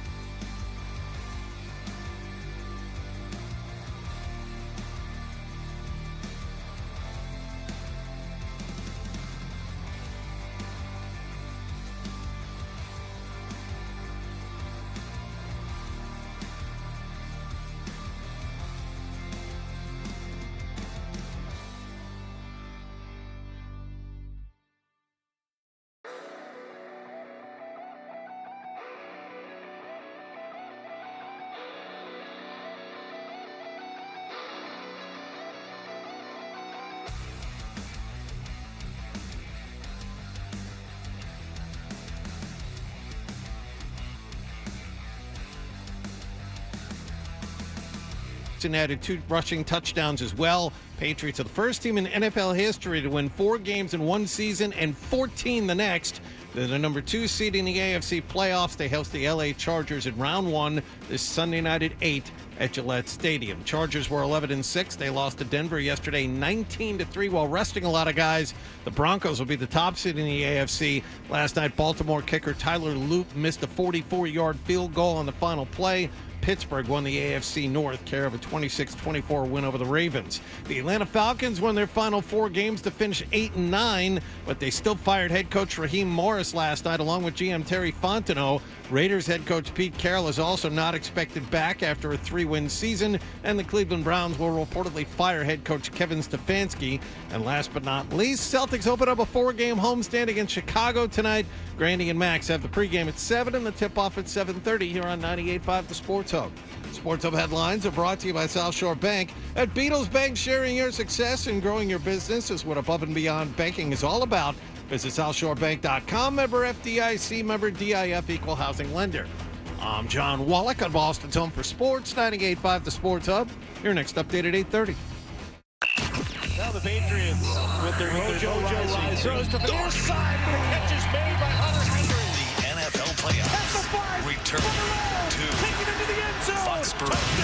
The New England Patriots take on the Los Angeles Chargers. And from the first snap to the final play, you'll hear it all right here. Sunday night at 98.5 The Sports Hub. Fred describes himself in 7 words. A guy in tights and a cape. And Hardy with blunt honesty. I am not known as Mr. Fun. Toucher and Hardy continues on the Sports Hub.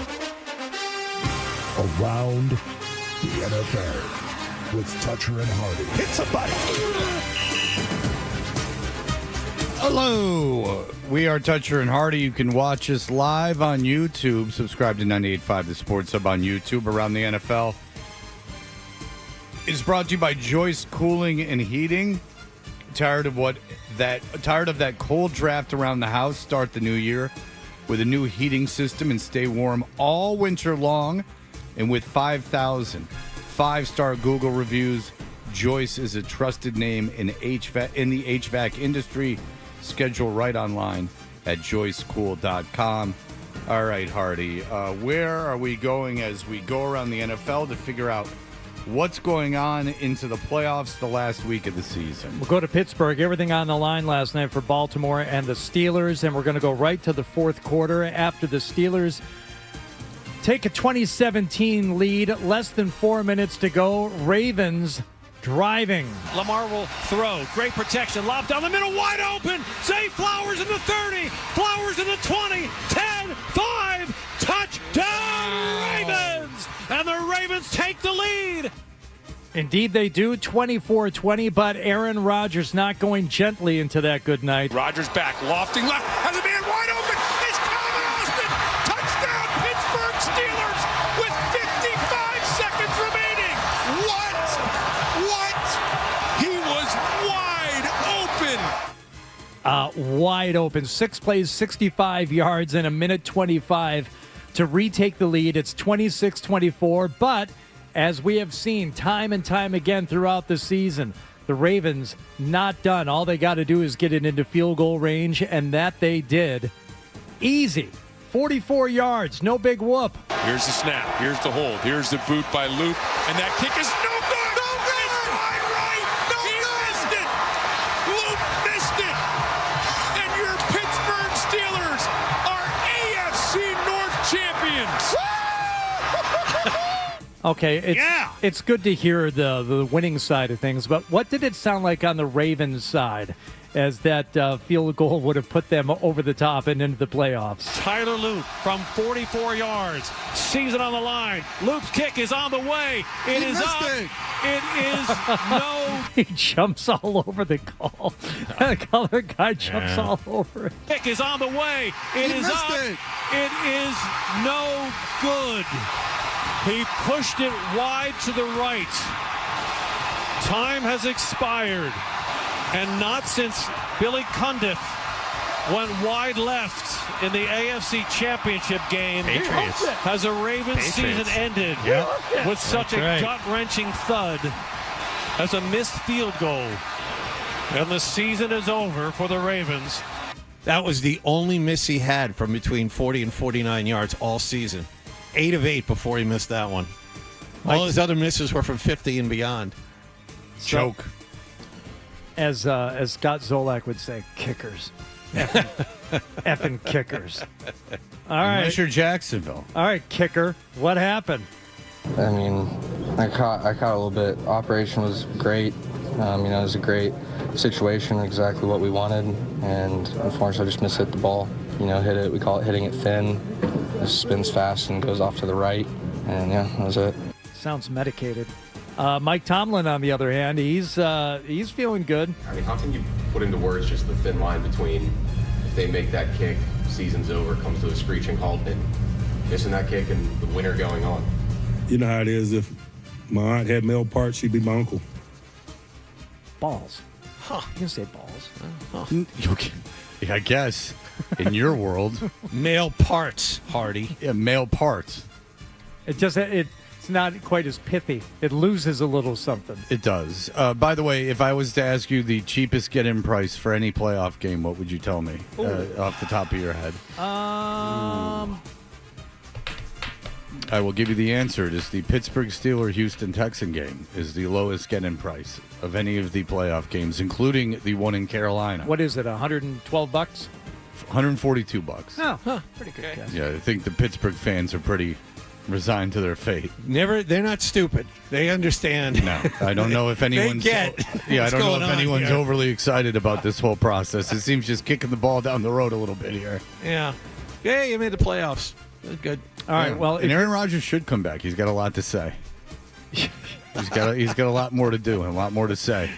Just really keep that team in just a constant state of just purgatory. If you're Tomlin, are you looking to get out? No, if I'm Tomlin, I'm not looking to get out because it's the best job in sports. I'm not looking to get out of that at all. If I'm the team, though, I'm like, why am I keeping you around? Why just rip the Band-Aid off at some point? I mean, wouldn't you rather have Malik Willis than Aaron Rodgers? At least Malik Willis, say he's not good. Fine. Then God forbid you don't have a winning record, okay? And then you can move on. Or you can keep Aaron Rodgers and keep dicking around, needing missed field goals to make the playoffs.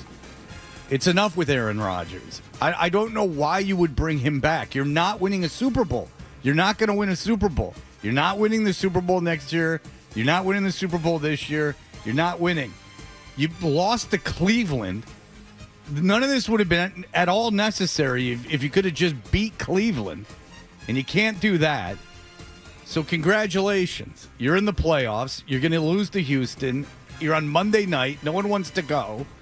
And now you're just going to do it again next year? Last losing season for the Steelers. I know it's been forever.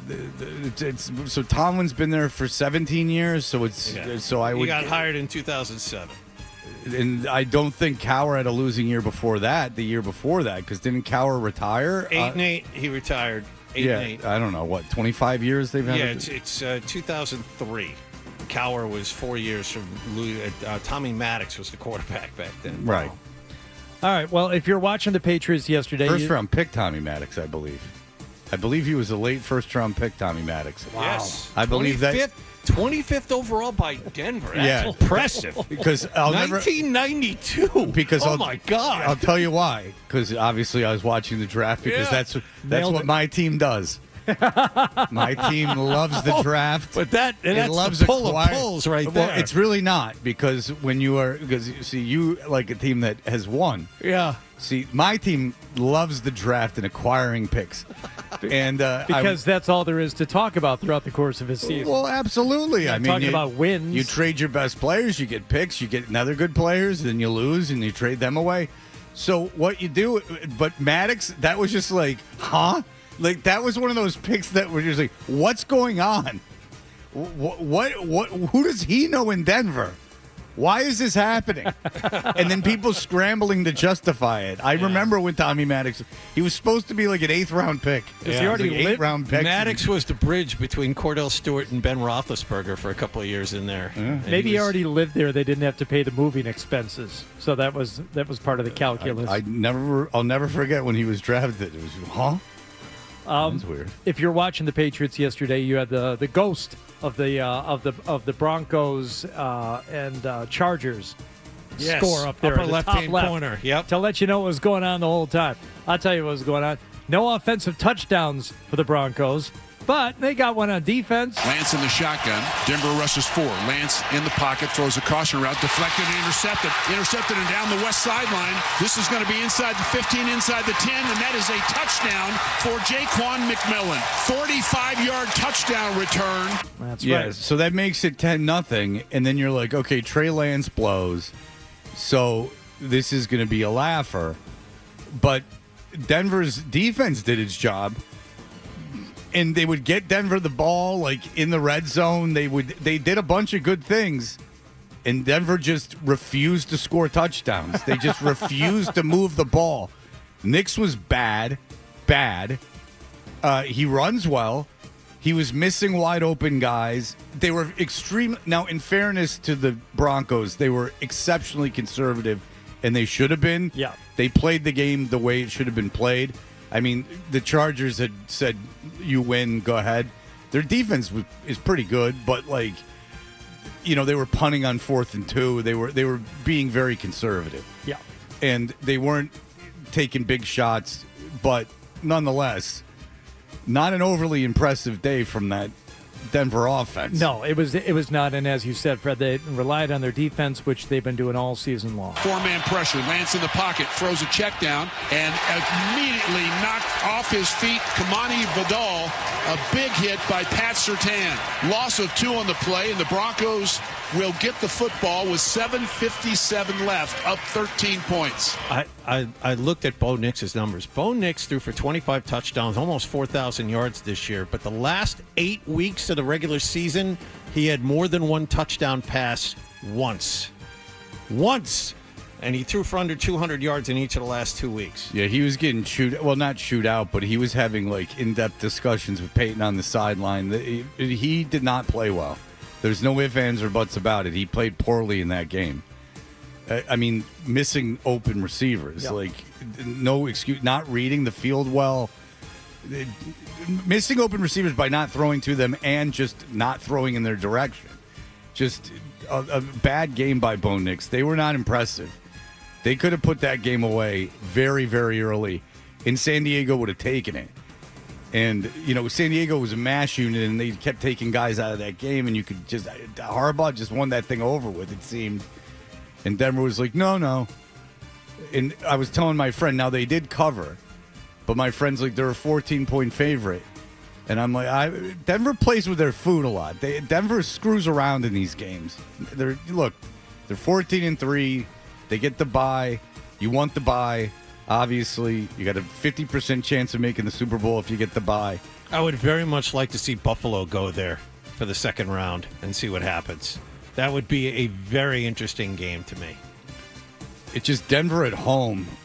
Well, I mean, Patriots fans know all about having to go to Denver to play playoff games. It's their personal house of horrors. They never win in Denver, ever. So, in the playoffs, anyway. No, that bye is just so important. I mean, you have a 50% chance to go into the Super Bowl. So 5 of 10 teams since they've done this format have made the Super Bowl. And then, what is there, like 60 other teams that have done this in the same exercise, and I guess 5 of them have made it. So, yeah, do you want the bye? But Denver's certainly no incredible powerhouse. I can tell you that. So Broncos, of course, end up there with the number 1 seed. Let's move on to the Houston Texans, who were hosting the Indianapolis Colts yesterday. 3 receivers stacked to the left side. Leonard looks that way. Hitches, taking a shot wide open downfield. Alec Pierce, he's got it. Okay. He's going to go 20, 10, glides into the end zone, untouched. All right. So Pierce had this game was fun. He had 4 catches for 132 yards and 2 touchdowns. Riley Leonard was the quarterback of this. Pierce would have had more, but he got thrown out of the game. I don't know if you have this highlight. Whoa! And that's it for Pierce. Yeah. He's done. On one of the best days he's had as a pro, it's over. That is harsh. That is harsh. I mean, I know it's the rule, but...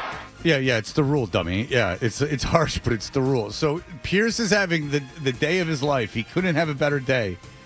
And then he's in the end zone. He believes he was pushed out of the end zone. Yes. And he goes up and bumps the official.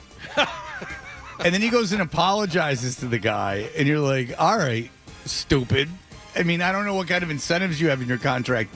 4 catches, 132 yards, and 2 touchdowns. You had a 66-yard catch and run touchdown. And you get yourself kicked out of that game. And by the way, yeah, you were pushed after you caught the ball. And that's okay. Yeah, I don't care if the guy. This is football. Contact. I don't care is if he got allowed. hit in the face. Then they missed the call. You can't bump the official. Get in his face and start bumping him. It wasn't the worst thing I've ever seen. It wasn't. But it's the rule. I think watching it in real time, and B, it was just stupid to watch a slow motion replay of a player bumping an official. But even then, watching it afterward, sure, give him the 15-yard unsportsmanlike. He didn't need to be tossed from that game. That's the rule, though. You can't touch the official. You're kicked out of the game. Yeah, but if you inadvertently he didn't inadvert. No, bump he was the elbows. No. He was in his face, yelling at him, and bumped him. You can't do that.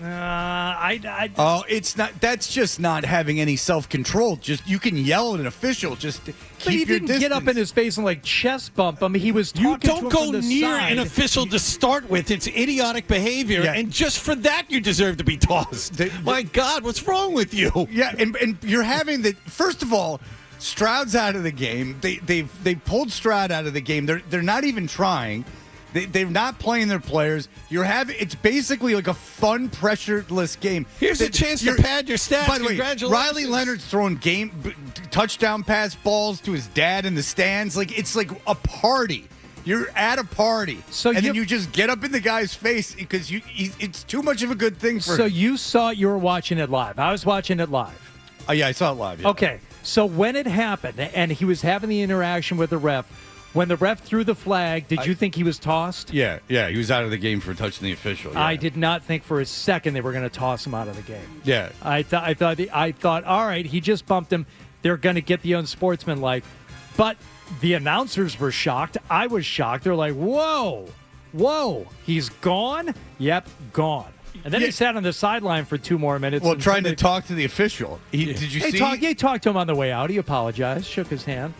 Well, I think like a gentleman. I think he was trying to get him to change his mind, and it's like, well, things have already gone on. It's like I think you're still gone. I'll tell you why it's worse than you're making it sound is because he was caught up in his own thing. Like things were, and it wasn't like things were going bad and he got frustrated. It was like things were going well, and he was so caught up in himself and having instead of just behaving like a normal human being, he pushed for too much. He got greedy, and it was a great lesson in life. I thought. I'll have to show that to my children. They'll sit around and watch. See that there's no music anymore. You know what that means? Is that Adam has got? That's Adam's way of saying the bed ran out. I don't know what to tell you. Yeah, so you're saying time's perfect. You're saying that it's 2000. That his big thing for 2026 is being on time. Well, no, I'm going to do it for the 4 weeks like we did at the beginning of 2025, and then let it go completely. Well, the ratings have been absolutely suffering for not being on the clock. They could only improve if we were on the clock. We could somehow meaninglessly get another point. Subconsciously, he's taking control. It would be everything. All right, very good. You've gamed the system. Congratulations, Adam. We'll be back in just a moment to finish up everything that happened yesterday, give you every game coming up this weekend. It is up. Stay tuned.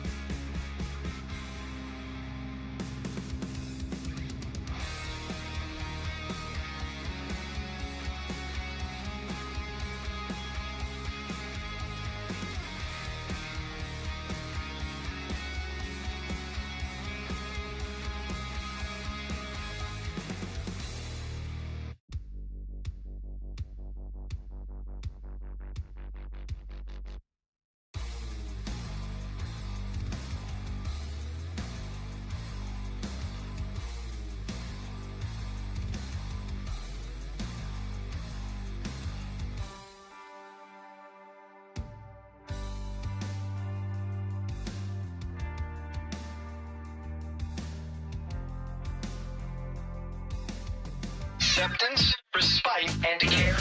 98.5, The Sports Hub.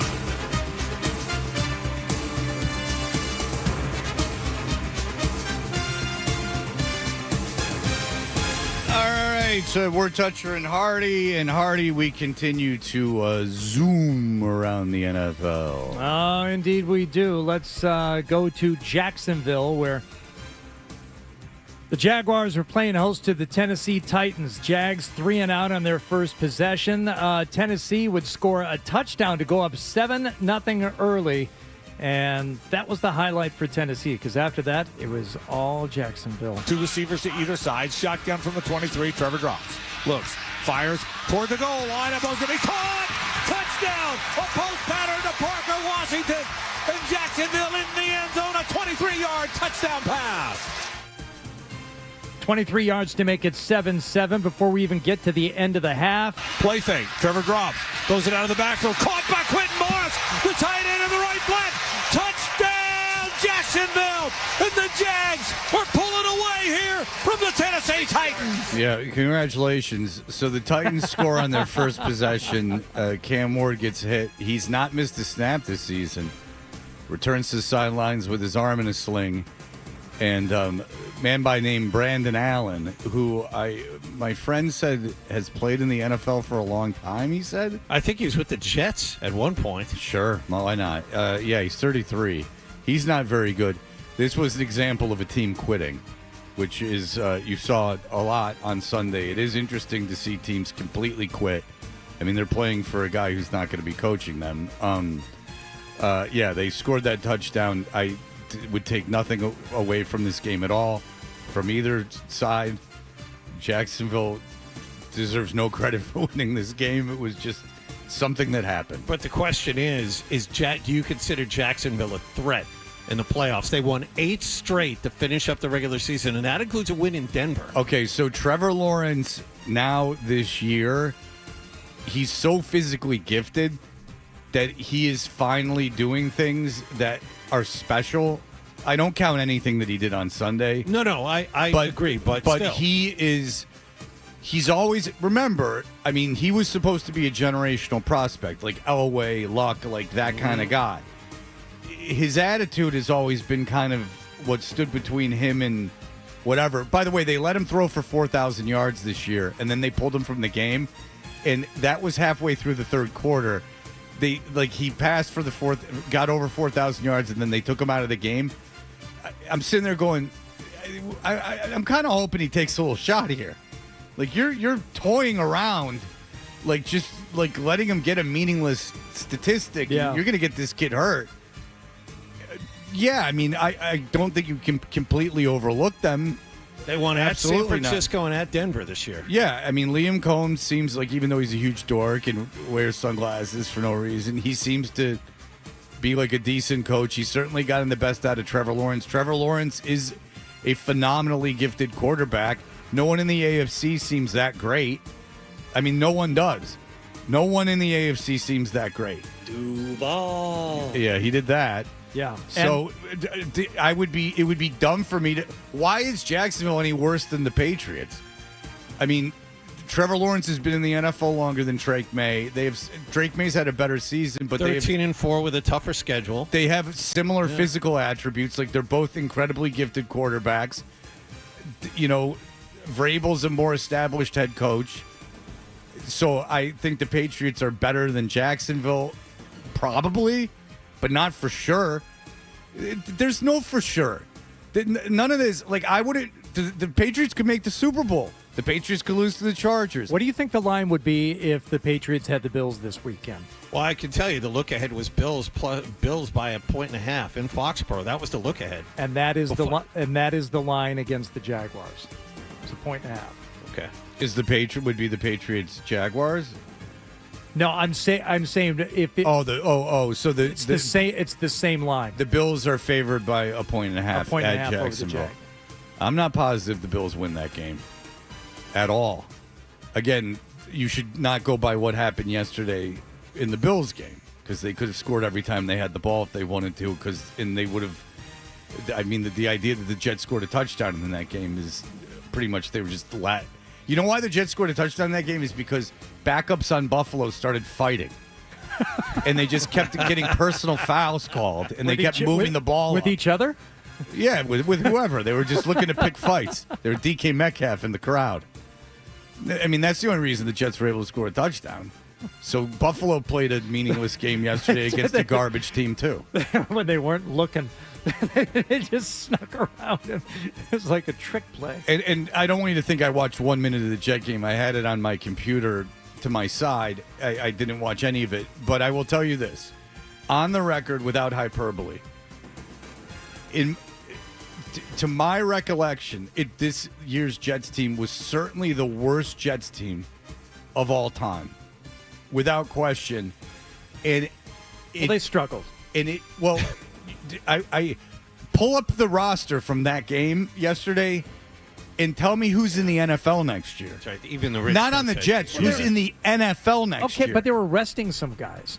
They were. They let Breece Hall. They didn't play Breece Hall because they said you have 1,000 yards, and I guess we're going to be nice.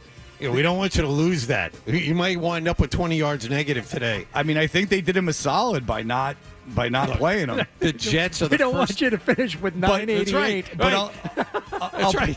Yeah, exactly. That's right. Yeah. I'll put it to you this way.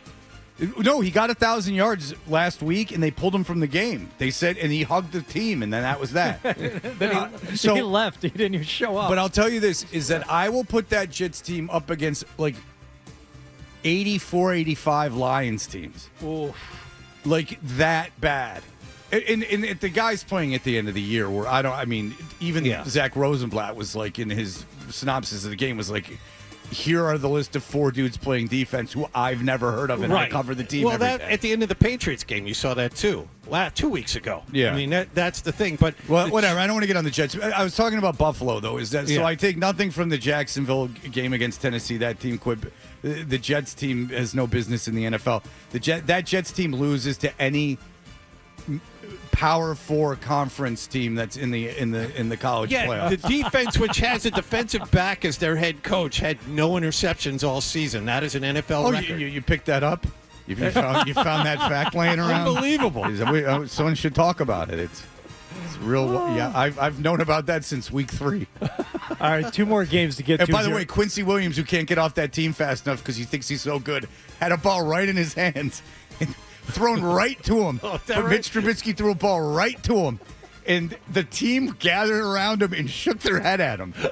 He could have ended it all.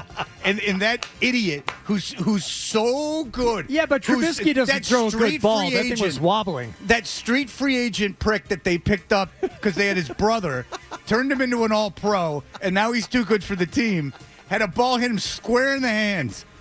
Facing the ball, had him hit it in the hands. Watch it. He was surprised. Well, I guess that's as good an explanation as any. And the team slowly walked around him and shook their head at him. That I saw it out of the corner of my eye. Rams hosting the Cardinals yesterday. Matthew Stafford making his case for MVP. Shotgun snap, fake the handoff, throw the fade right side. Puka reaches up and palms it with the right hand. With some help from Puka Nacua. Touchdown Puka, touchdown LA on his head, and the ball don't lie. What? I don't like that. What the hell was that? Gross. That would not be Stafford's only touchdown of the day, though. Matthew Stafford under center. Play fake, stand up to throw, shoot it right side. Touchdown LA. Colby Parkinson calls game. Give Matthew his MVP. That guy sucks. Yeah, he really does suck. I'll tell you, I think Stafford will win the MVP. And to be honest with you, if I was voting for the MVP, I think it's about an even heat, and I would give it to Stafford if I was voting. Yeah. Why? Because Stafford's an old man. Let him have the MVP. That's what I would do. Okay, but if you weren't factoring in the career for this season, would you give it to Stafford or May? I don't know.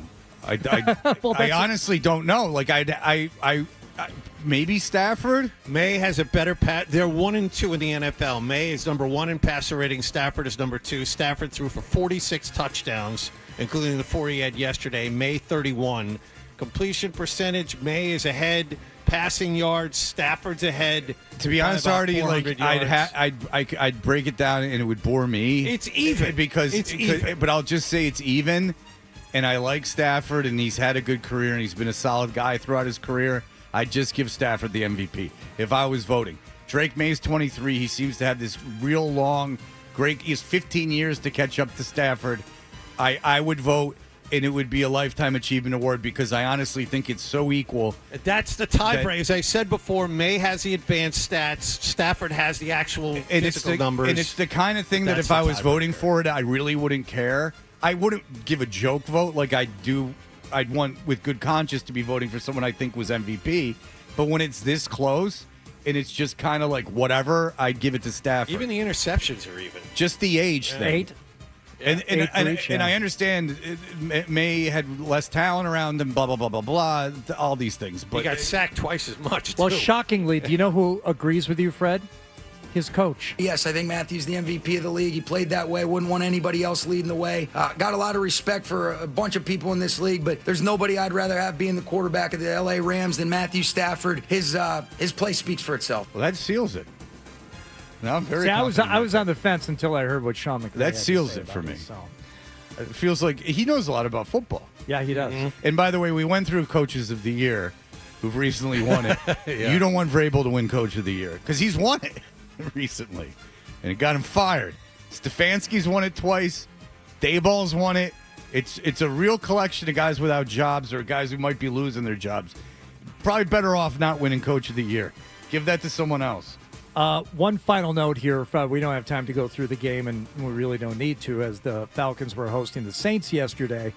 But with playoff ramifications on the line, Raheem Morris, after the game, had this to say. Do you expect to be back next year? You know, my expectations is always to be back, right? And then I'm going to coach this football team as long as he allows me.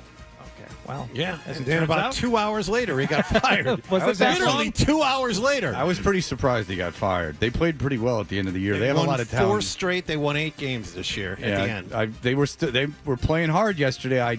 That's not a bad quarterback in New Orleans. I'm not quite sure why they fired him, but nonetheless, they did. I would have thought the win against the Rams would have been, if not enough, a huge check in his column to bring him back. Well, you fired Arthur Smith after 3 years. You're firing him after 2 years, and now you got to bring a guy in. And what are you going to do if he doesn't win next year? Now you're going to fire him? Apparently, Matt Ryan is going to be hired as their new president of football operations. Which is a rumor about Brady. So a lot of mediocre talent leaving the broadcast booth, apparently, to go take over teams. You know what did it for Raheem Morris?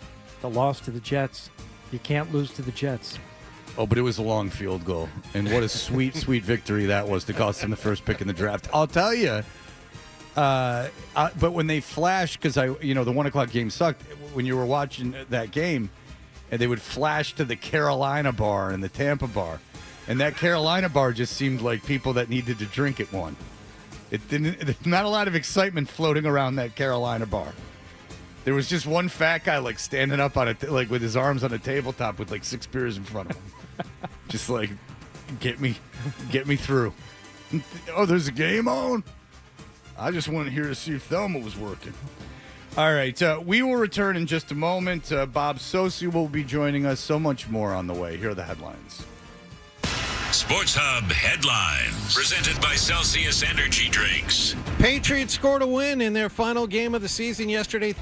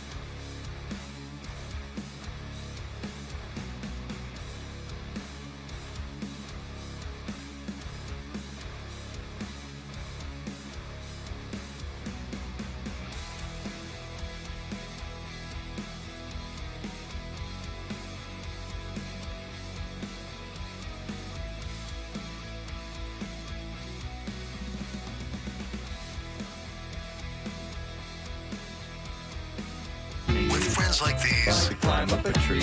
You know.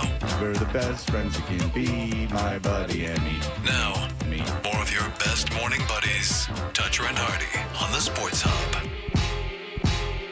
Friday, and John was calling games against the Jazz. He called the Celtics-Jazz game. Mm-hmm. Yeah. Sweet jazz music, man. Look at that Utah boy. Come on, you take your belt out. Fix me up. Did you get excited that it was the Jazz and that you were Jazz Wallach? Yes. Did that occur to you at all during the game? It didn't occur to me at all. It never occurred to you one time when you were calling the Jazz game. I didn't even game think about Jazz that Wallach. you were Jazz Wallach. I should have. It's my fault. I should have thought about it. How does that not be the first thing that pops I into didn't your pop. head? I was in vacation mode. I don't know what it was. I was in vacation remember mode. that. Yeah, your vacation mode is your head in my lap. Welcome to your vacation. It's going to be sweaty and humid. What's the weather like? It smells funky is all I know. I ain't showered. I've been strung out on the junk. On that junk. Well, you want to go snorkeling? That's one word. That's one word for it. Get in these Great Barrier Reefs. Take care of that for you. All right. Do you want to hear some? Oh, by the way, that was another thing from our report there from Fake Blind Scott, who had all the kinds of notes that he had taken. We'll get to it later, but I didn't hear this show one time in 2 weeks. I heard the station. I did not hear this show one time in 2 weeks. One of the things that he said was that whoever was in here the next morning after Wallach calling the game, they were playing highlights from the game, and not one mention of the fact that it was Wallach on the call. Like that didn't come up. There was something also in that email that Dundaro said that he couldn't think of anyone in sports media that was a Jets fan, and he was hosting my show, which I found interesting. Let the shot clock run dry. 7 seconds left. Utah inbound the ball, and that'll be that. Derek White struggled to start this game, but he closed like an express train, and he led this team to a win. The game is over. Celtics win this basketball game going away thanks to Derek White. Your final score in Utah, Celtics 129 and the Jazz 119. All right. Well, that sounds like a fun one. It was. It was a lot of fun. Derek White, 7 block shots in that game. Woo! Yep. Career high. Don't touch the stove. You know what? He's a guard. Very difficult for a guard to block 7 shots in one game. Not in today's NBA, Jonathan. Not a positionless basketball. So Thank it's you, Fred. not Words nearly right out as of my mouth. not nearly as impressive as I made it out to be. Sure. I mean, you had a game to call. You had to come up with with something going on. Let me show you the 2 things that Nikki got me. Little Nick Gemelli as a Christmas gift because we gave Nick big things. Yeah, and then Nick took 9 days off before the rest of us. And he's been gone since the first week of December. Yeah, and we said, Nick, a month off. I said, Nick, that's interesting that you have this much vacation. I'm like, how much vacation do you get? He's like, I get like 2 weeks or 3. And I'm like, oh yeah, well you missed. Didn't you take vacation earlier this year? He goes, no, just a lot of sick days. Mm-hmm. Okay. So, the first thing, sick a lot. I thought this was a bag of licorice. Oh, what is it? Well, then it's like, what is this? Wallin Parts. Source supplier of equipment keys. These are master keys for what appear to be 50 different construction vehicles or machines. Whoa. Useful.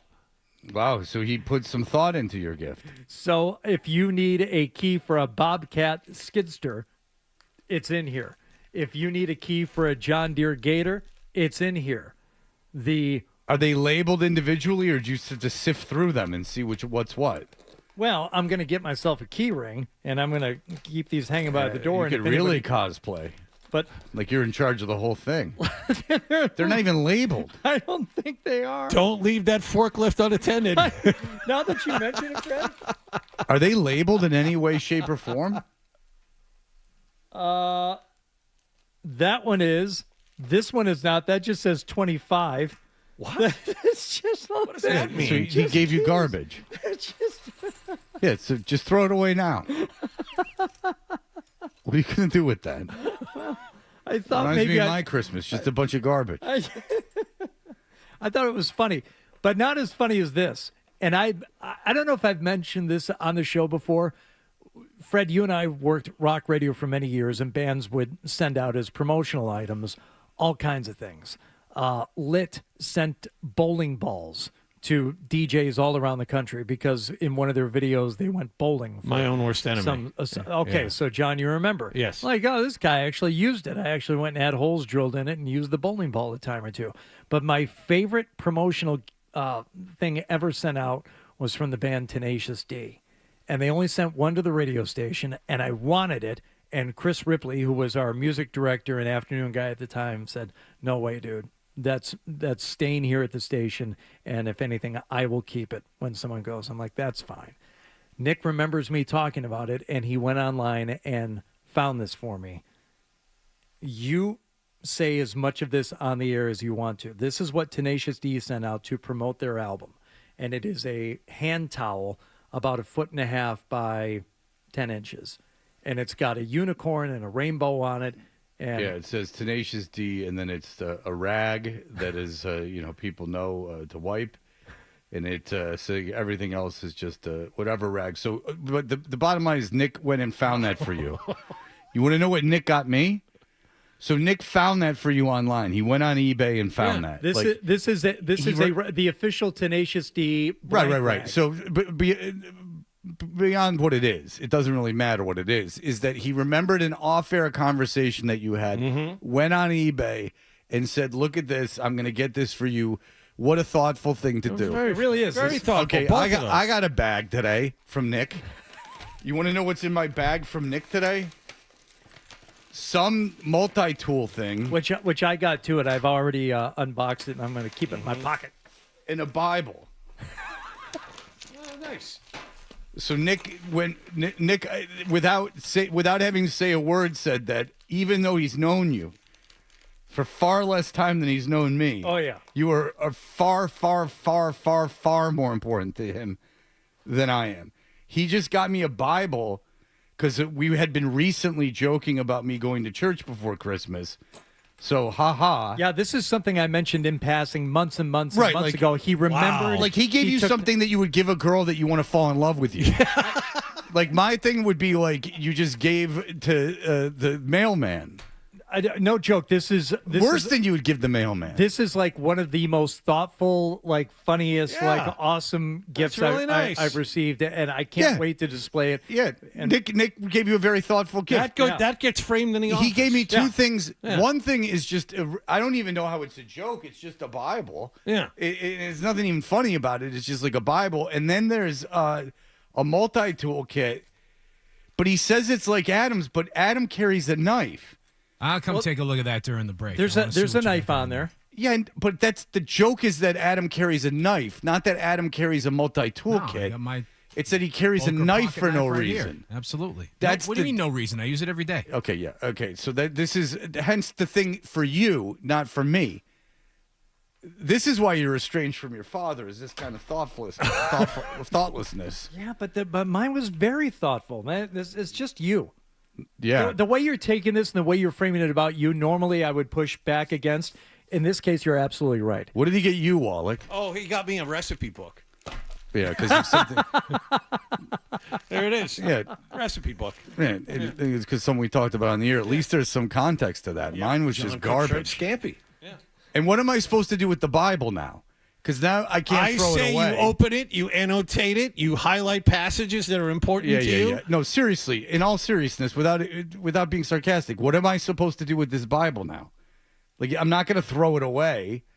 Like, then you're playing with like unknown forces. So what am I supposed to do with this Bible? You tuck it under your arm once you put on your Sunday go-to-meeting clothes, and you take it with you on your next visit to church. So now what? I got to bring a Bible home, and now I just have a Bible in the house sitting around? I think that'd be nice. I think it's ironic that you're sitting here questioning what to do with this wonderful gift. I have a Bible. You have a Bible. Everyone has a Bible except for John. But John probably has 1,000 Bibles in his house, as a matter of fact. Or is that part of? Is it too? Is that No, not I think there is a Bible somewhere in the No, house. I think his are porcelain Bibles that don't really open. They're just part of They're some ornamental display for the holidays. That's a real slap in the face that Nick did for you and I, Johnny.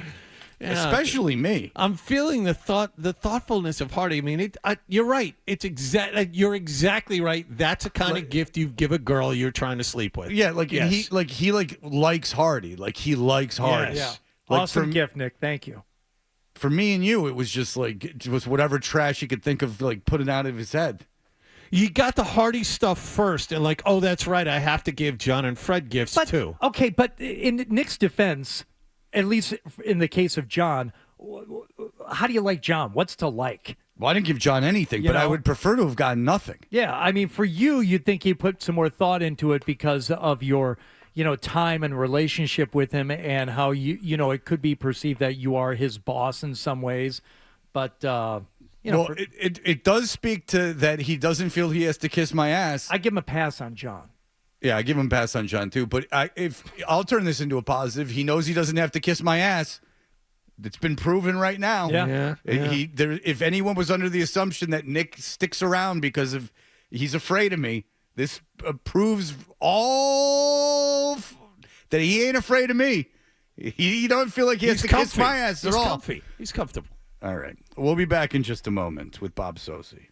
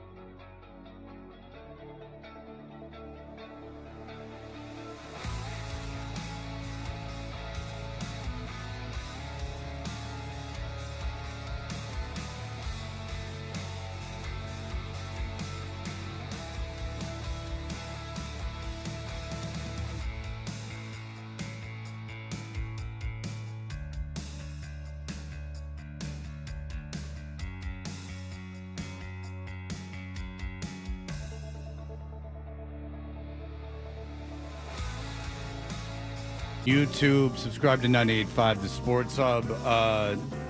As John said, Kevin Stefanski is out in Cleveland.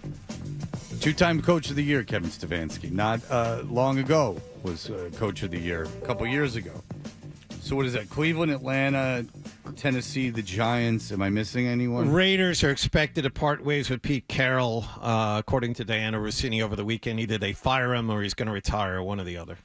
So I wonder if Stefanski will land with one of those teams. Well, apparently, this is from Josina Anderson. Like a minute ago, he's going to interview with the Giants. That's the expectation, at least right out of the gate here. Because the Giants wanted an established head coach, apparently, because they were, Mike McCarthy is, I guess, big on their list because they've gone through the exercise of getting coordinators now over and over again with a high rate of failure. So they're, I guess, want a guy with some head coaching experience. So that will be interesting to see how that breaks. Bob Sosi is the voice of the New England Patriots on the 98.5 The Sports Hub Patriots Radio Network. Bob Sosi's hot takes are brought to you by Bigelow Tea.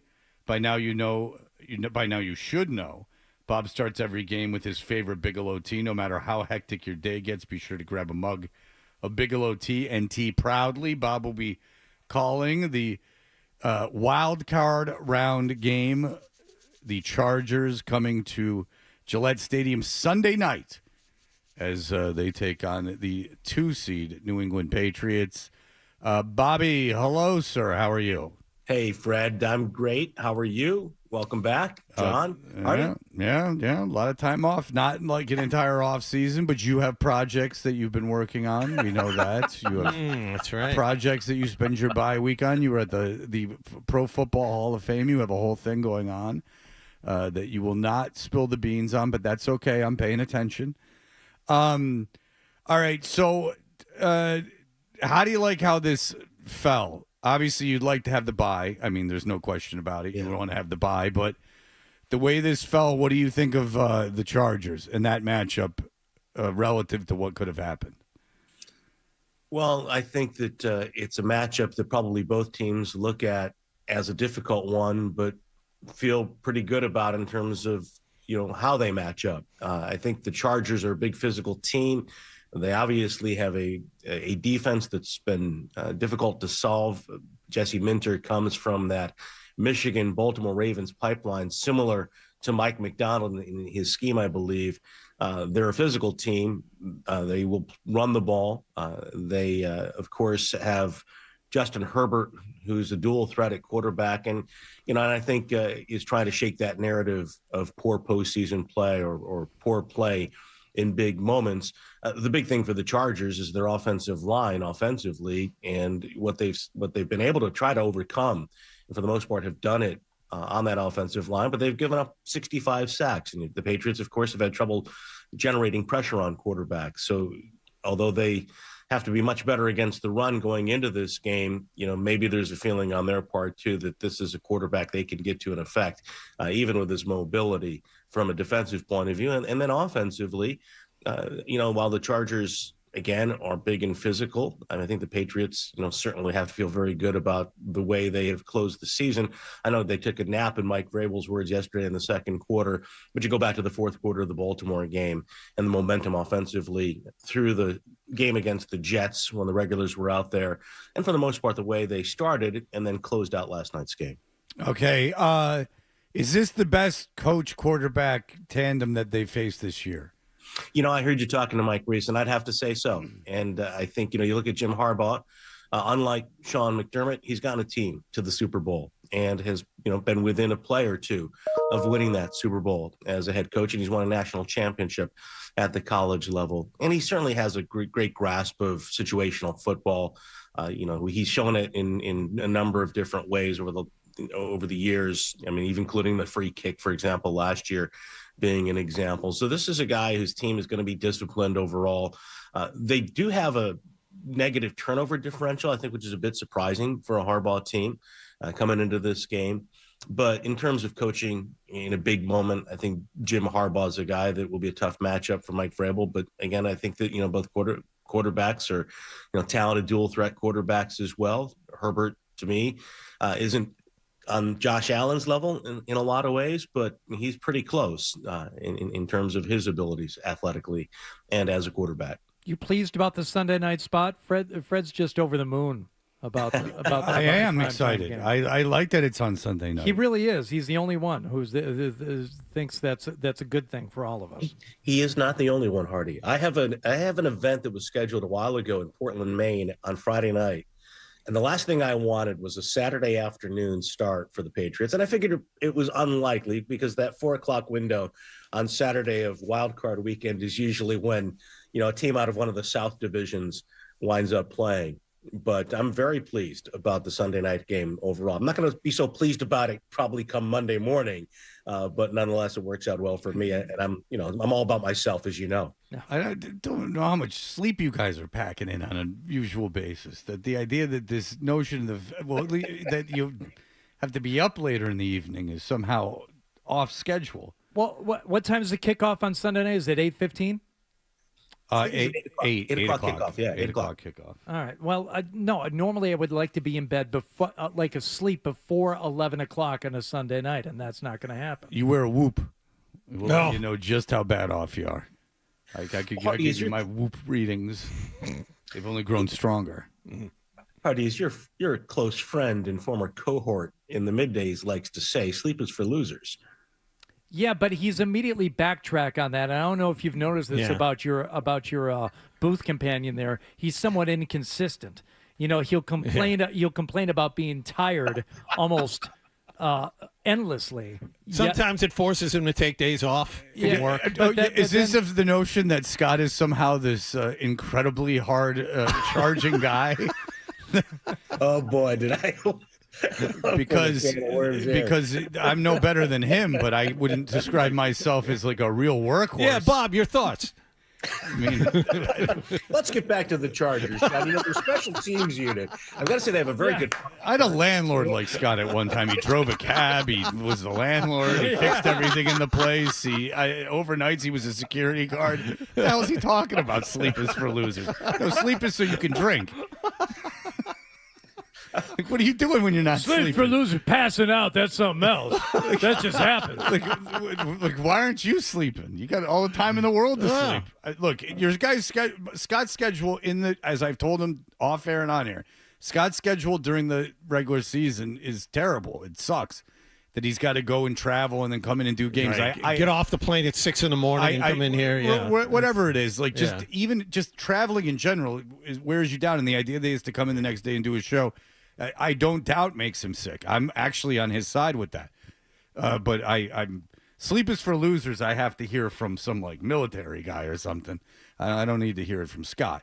But also like you said, Bob, those Saturday games, like Saturday at 8 o'clock, like those were the Brady divisional round games, right? Like they'd have the bye, they'd play some joke team at 8 o'clock on a Saturday. Who cares? It was always a blowout.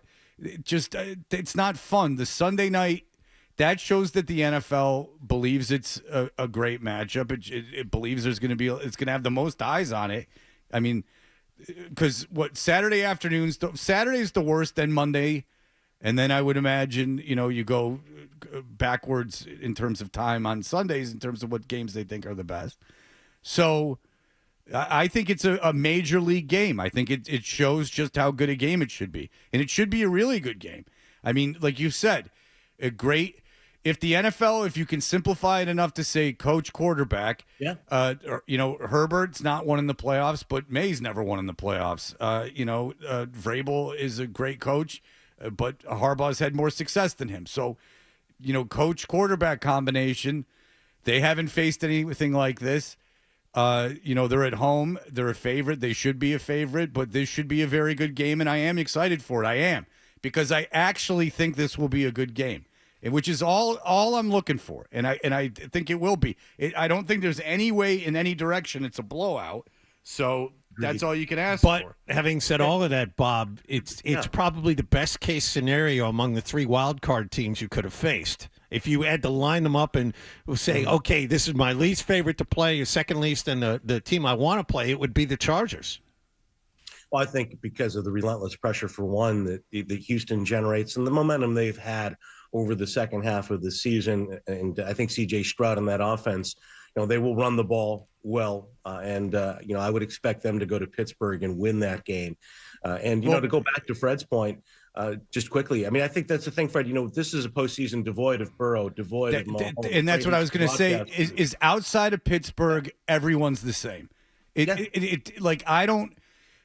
And I understand John's point, and John's point is a lot of people have said, and the Bills came back from 21 and beat at your own place. I understand all of that.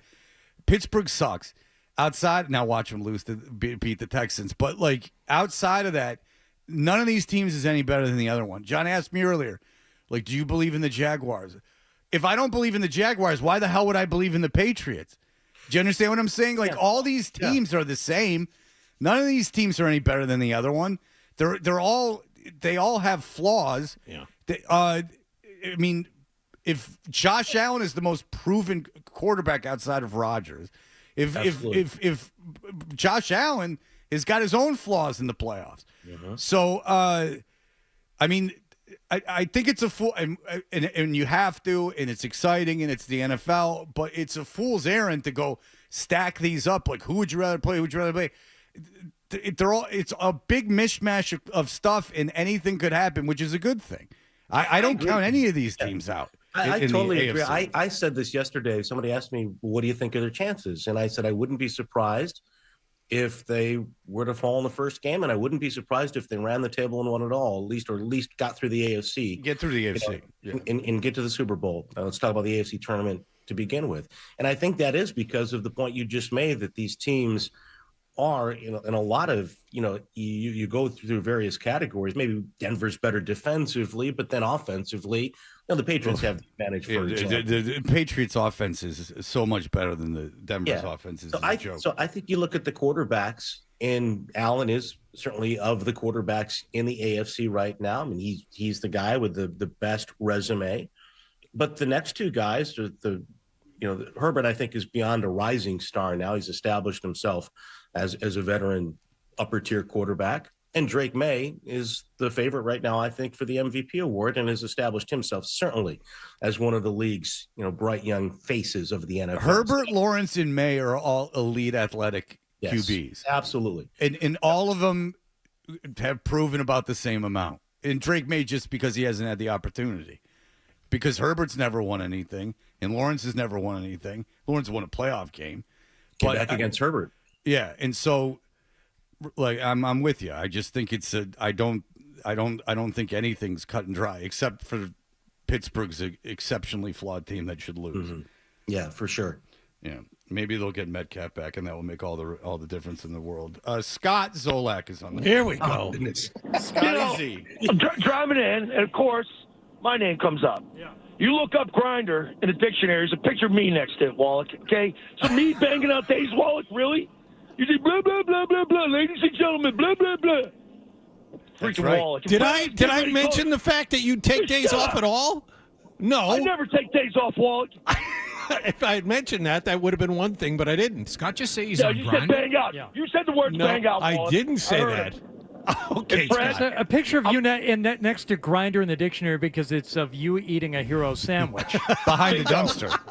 And that's what we call him in Pittsburgh. It's either Grinder or Hogan. Oh, so you take that from Hardy. All right, that's fair. Fred, thanks. I defend you. Fred, thanks for having me lose money. I lost $350 because you came in the day after vacation. I thought you were banging out today. I thought you were getting caught in that Caribbean tie-up with all those airport issues down in the South. So I defend you, and this I know is the you way defended me. You had my back coming in late. I defended you. I defended Dennis Knutson doesn't come in after working all night. That's right. And a lot of times no one does. I mean, I'll see you, Bob. All right, there you go, Scott. I'm the one who do. I'm the one who defends Scott, but he needs to take a shot. What just happened? I don't know. I'm very sorry that I ever cited a line from one of our broadcasts. My God! How dare you can tell I don't listen to the station enough because I'm obviously not aware enough of the dynamics here that are ongoing between you guys and Zoe. And you listen to the Reese interview. That's enough for me. That's at least you were listening at the 7 o'clock hour. I got to know what to try to say.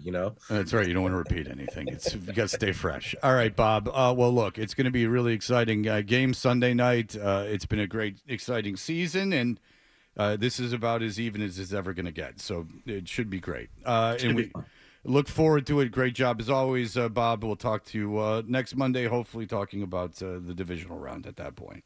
I hope so, Fred. Guys, take care. All right, there you go. Bobby Sosi, Scotty Z also called in. But, I mean, let's just make a pact not to go through the week pretending that one of these teams is better than the other. Because we don't know. No, you said it right. All these teams have not a fatal flaw, but a flaw that's easy to spot. Because if you dismiss the Jaguars, then why should I like the Patriots? What has anyone on the Patriots done that's any better than anything that anyone on the Jaguars? Not this season. This is the wrong season to be saying one team is so much better than another. Right. Jacksonville, surprisingly enough, 13 wins. They've won 8 in a row. They won at Denver and at San Francisco this year. And by the way, that's better than you did. And Drake May is probably a better quarterback than Trevor Lawrence, but Trevor Lawrence is the same kind of talent as Drake May. Does that make sense? It's not like it's Brock Purdy out there, right? Like a kid that's like functioning at a high level that just doesn't have the skill. I mean, Lawrence is physically about what you would create as a quarterback if you were given the raw tools to create one. That's the thing. It's hard to kind of put expectations. And Bob said it. We've said it all morning. I mean, are you going to be disappointed if the Patriots lose to the Chargers? We can get into that. We have all week. But first, let's break. There's a boat show coming up. And, okay. Let's get to that. All right, we'll be back in just a moment. You're listening to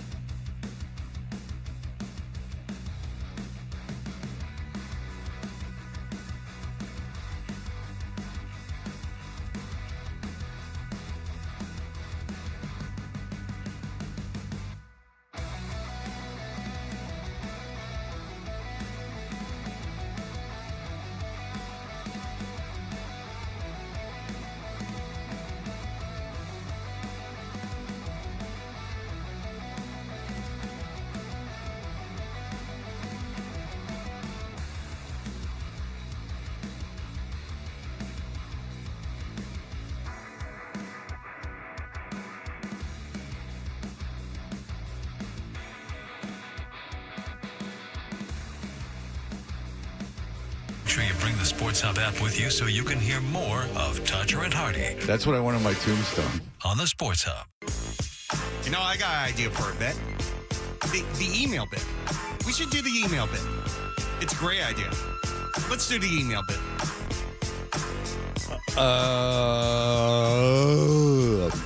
We are Toucher and Hardy. If you'd like to email us, you can go to 985thesportshub.com and find our emails. I didn't get a ton of email over the 2 weeks I was off. Blind Scott emailed, hundreds of times. But I will tell you that the only thing I got the gist of, because I don't read them, is he had a lot of conversations with Scott Farrell about me. Oh, where's Scott Farrell these Scott days? Farrell is back on the air. Now, I listened to Scott Farrell when I was in college, and he was already on the air. And I remember listening. Yeah, shot, kick, save, score. What's the over-under of the Egg McMuffins this morning? 104.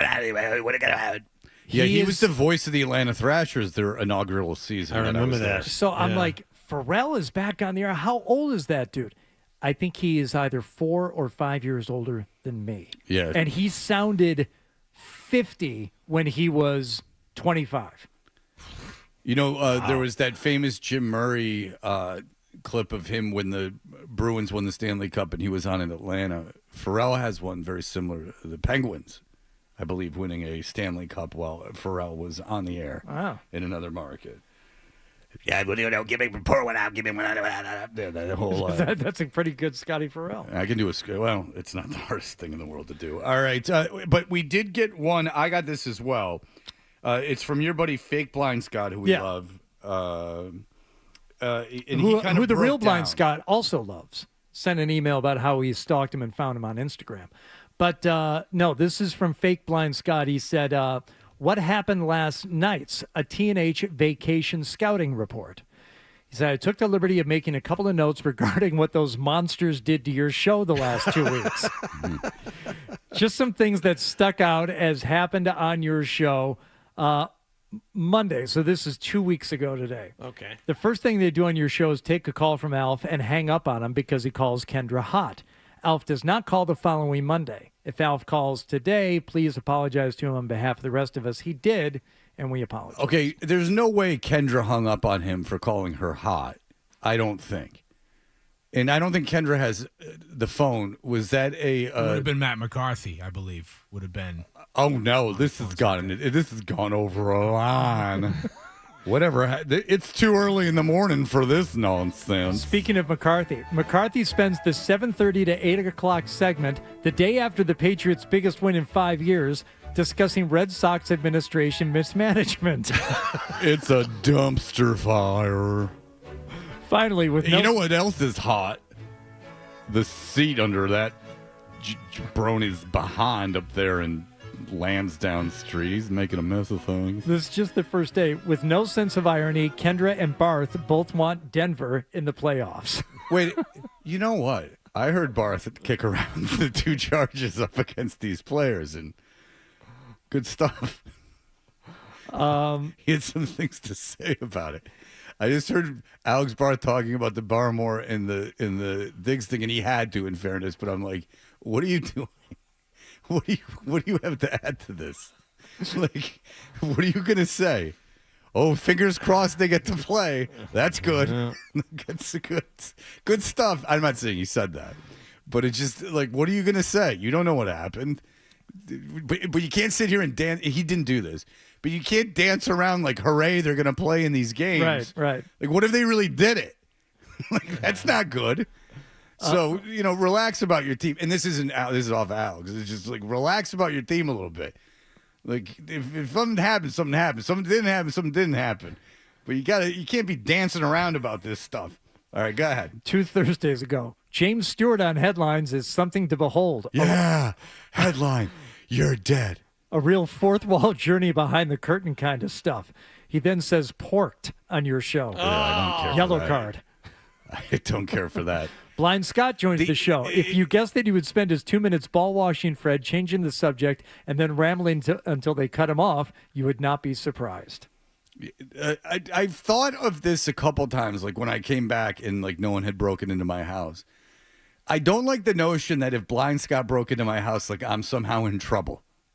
Like, that makes it almost like I'm just like I have no defense of myself whatsoever. That Blind Scott somehow would win the day. You know, like if he hired someone to kill me, that's something else. Okay. But which you would almost have to. Yeah, based on his disability. Yeah, I mean, come on. Yeah. The Blind Scott blind. Yeah. You got to. I mean, you don't like my chances against the blind guy? I mean, I wouldn't hurt him. I'd run away. I think successfully. Mark Dondero gave Kendra a can of candied nuts, but when she opened it, wouldn't you know, rubber snakes came flying out at her. Okay, I read that. Please have that be true. I know it's not. I think it's with the spit take. Yeah, I know. I think it goes along. But that would have been very. That actually, I would have given Dondero a lot of credit. I'm not surprised it didn't. A week ago today, Dondero attempts to make an extensive list of significant radio personalities who are Jets fans, comes up with Greenberg and absolutely no one else. You're hosting the show that I co-host. I like the Jets. Maybe I'm ill-advised. You know, he doesn't listen to this show, and I don't doubt that he doesn't listen to it at all. He probably does not care for it.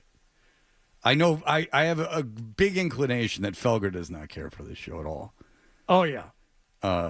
I think that's a fact. I mean, he almost goes out of his way to talk about that he consumes other things in the morning other than us. I know Maz likes the show, but Felger doesn't like the show. I don't blame him, given his proclivities, like in terms of what he likes to listen to. And I would imagine Dondero, since he is under the tutelage of Felger, would fall along those same things. A little too much ass slapping going on around here, a little too much goofing off. Yeah, not enough breakdowns. Not enough saying things instead of swears.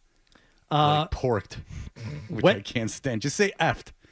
Last Wednesday, the gang gets a 2-minute minor show penalty for saying good things about Pitbull, followed by a 10-yard infraction for listening to Wallach call the Jazz Celtics highlights and mention nothing. Not a thing. Do they even listen to the show? It's a layup. Oh my God. Kendra sometimes will claim not to listen to the show, and I know Kendra listens to the show.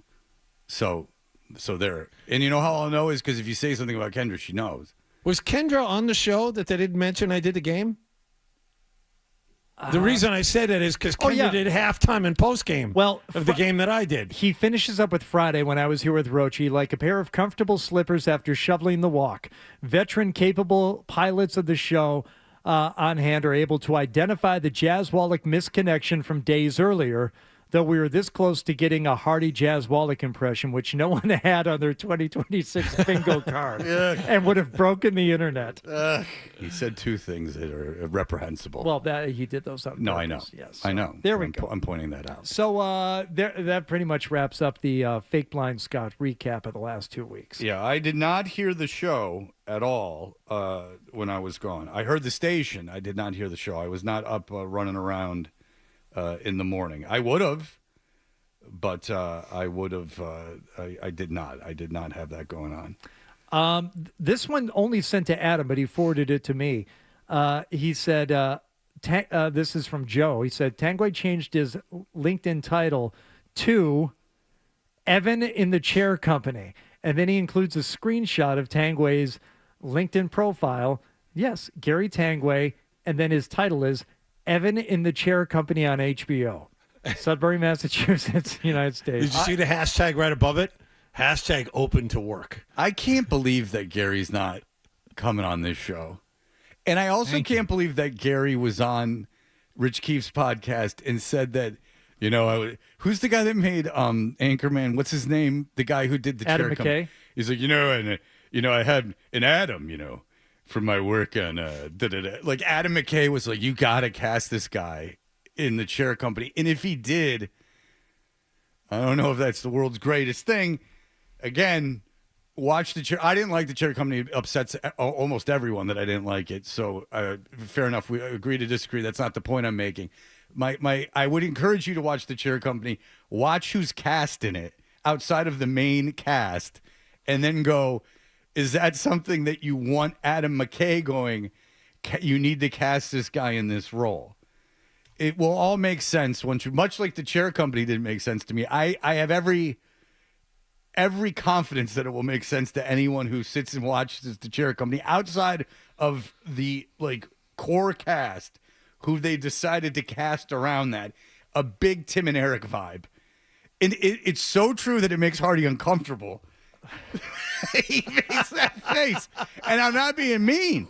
It's true. I would have taken it. I would have loved to have done it. I'm not jealous of it because it's not like what I want to do. I don't want to be an actor. But if you want to be an actor... No, I thought about it. Getting cast as a fringe character in this type of venue. And I did think about this, and I wonder if I'm jealous of Gary because I'm a Tim Robinson fan and he got to be on the show. And I thought about it honestly, and honestly, I'm not at all because I really have no desire to be an actor. If I was, when my friend said, "Do you want to be an extra in It's Always Sunny?" and Sebastian, you know him, yeah, and I was like, "Oh, that'd be great." But then he was like, "You have to come out tomorrow," and I was like, "No, I mean, I don't care that much." But so I'm not jealous. That's not the right term. I thought it was cool that he got to do it. And that's why I don't quite understand him not coming on, because it can't be teasing him, because I've been doing that for 20 years. Unless he thinks somehow this puts him in another stratosphere, and that all I know is it legitimately pisses Adam off. And anything Gary's feeling is not even in the same orbit of how pissed Adam is that Gary won't come on the show. Adam's legitimately I get pissed when off. things don't make sense, and that just doesn't make sense, and that's what's so upsetting to me about it. There's no, like you just said, Fred, there's no good excuse for him to not come and do this. Yeah, I bust his balls, but it's the same stuff I've been busting his balls about, and it's harmless. And he's crap. in on it. We're not right. I'm not being mean. No. It's friendly ball busting. I'm not being cruel. I do think that it is odd that you put on the head of the thing. This is just reality. I swear to God, this is my thought. I don't know if I'd put hey, I was that guy in the Cherry Company. I think he did a great job in that role. Swear to God. But I think the role was cast in a way that I don't know if I'd go, this is the first thing I want people looking at. And I think Gary's a good actor too. How about that? Yeah. I think Gary's a legitimately good actor. I'd put, for instance, Knives Out, Reporter. Yeah. That's a legit thing that he did. He was great. Gary's perfectly capable of being in these things and doing a great job. This particular role is not the one that I don't know. Not because he didn't do well, but because it's tricky casting. And I'll leave you with this. Josh says, "Sub Fred, sick flow with the rejoin and the Q-tip at 7:52." I don't know all the words. Just wanted to take some time and dunk on you to start the new year. I had a 20-ounce 70-day wet-aged cowboy ribeye over the weekend and did not have diarrhea the next day. How do you like them apples? Was it Cajun? Because mine was Cajun. Oh, and then I had to sleep on it. There you go. Yeah. And it made me very ill. So ill that when I was peeing at the urinal, it was big catch and flow. Because to release the muscles required to pee, it was a real balancing act. Because I was standing. Really Very working delicate. that pelvic floor, huh? Oh, yeah. What are those muscles called there when you Kegels. Kegel exercises? Right. That happened to me over break. We had chili one night, and I woke up in the middle of the night having to go and stayed up for the next hour and a half because I was afraid to go back to bed. I'm fine eating anything as long as I can stay up an hour after I eat it. If I have to go to bed within an hour after eating a lot of something like that, then I'm going to get sick. And not sick, but the burning stuff. All right, we'll be back in just a moment, ladies. Here are the headlines.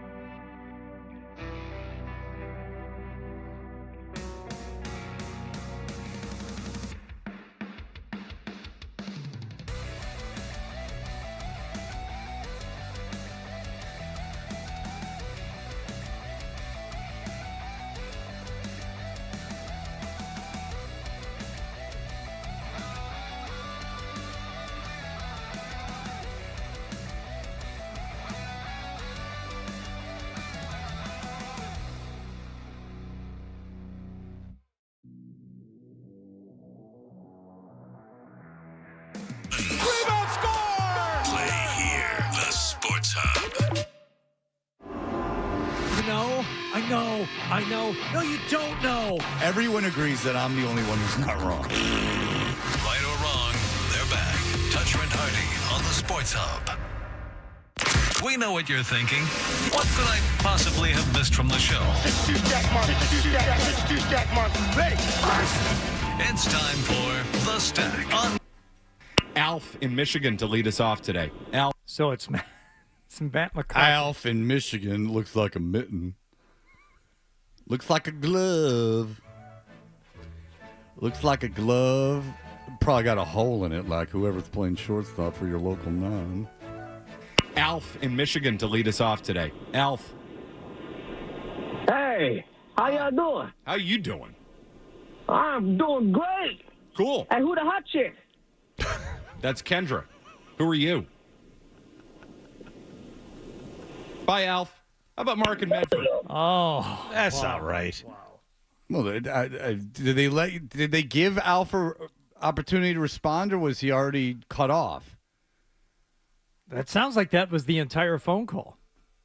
Alf didn't seem put off by it, though, when he called in this morning. He didn't remember. No, he's fine. He didn't remember.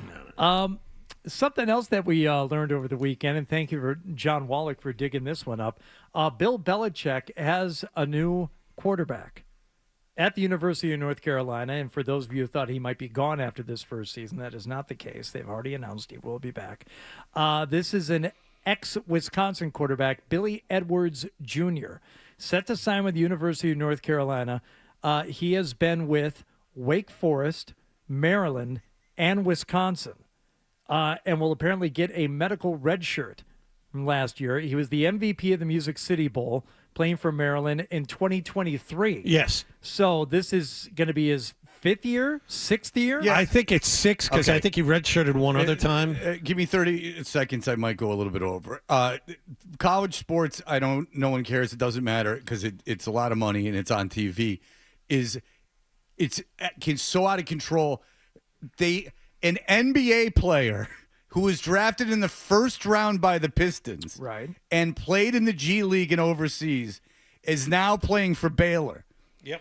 I mean, you've heard Calipari talk about it, and Calipari obviously worked around, and you heard Izzo talk about it. There's just nothing anymore. And Izzo makes the point, I'll get Gary Harris, who's had his own problems, but I'll get Gary Harris and Magic Johnson to come back. Why not? You can get. What the hell's the point? Why is it even? It's just what I don't. It's like, okay, you're paying players, fine. There's seems to be no limits on it, fine. You can transfer as many times as you want, fine. It's just then all you are is the minor leagues, and the minor leagues don't do great business. Minor league baseball doesn't kill it. Minor league hockey doesn't kill it. If you turn into just a minor league organization, a professional minor league organization where no rules apply and it's just like professional sports but without contracts, which makes it even worse, it's going to hurt you immeasurably. And you'll never get the genie back in the bottle. If there's literally no restriction, if I can put myself in the draft, try out for teams, work out for teams, get drafted, go play in the G League, then go overseas, and then by the way, none of that worked out, so I'll just kick it around in college now? Well, he should be able to finish his degree as a student athlete, and if he wants to play basketball at the same time, so be it. Yeah, he could play at the Y while he takes his earnings from a professional basketball career and pays for himself to go to the college. Not the same.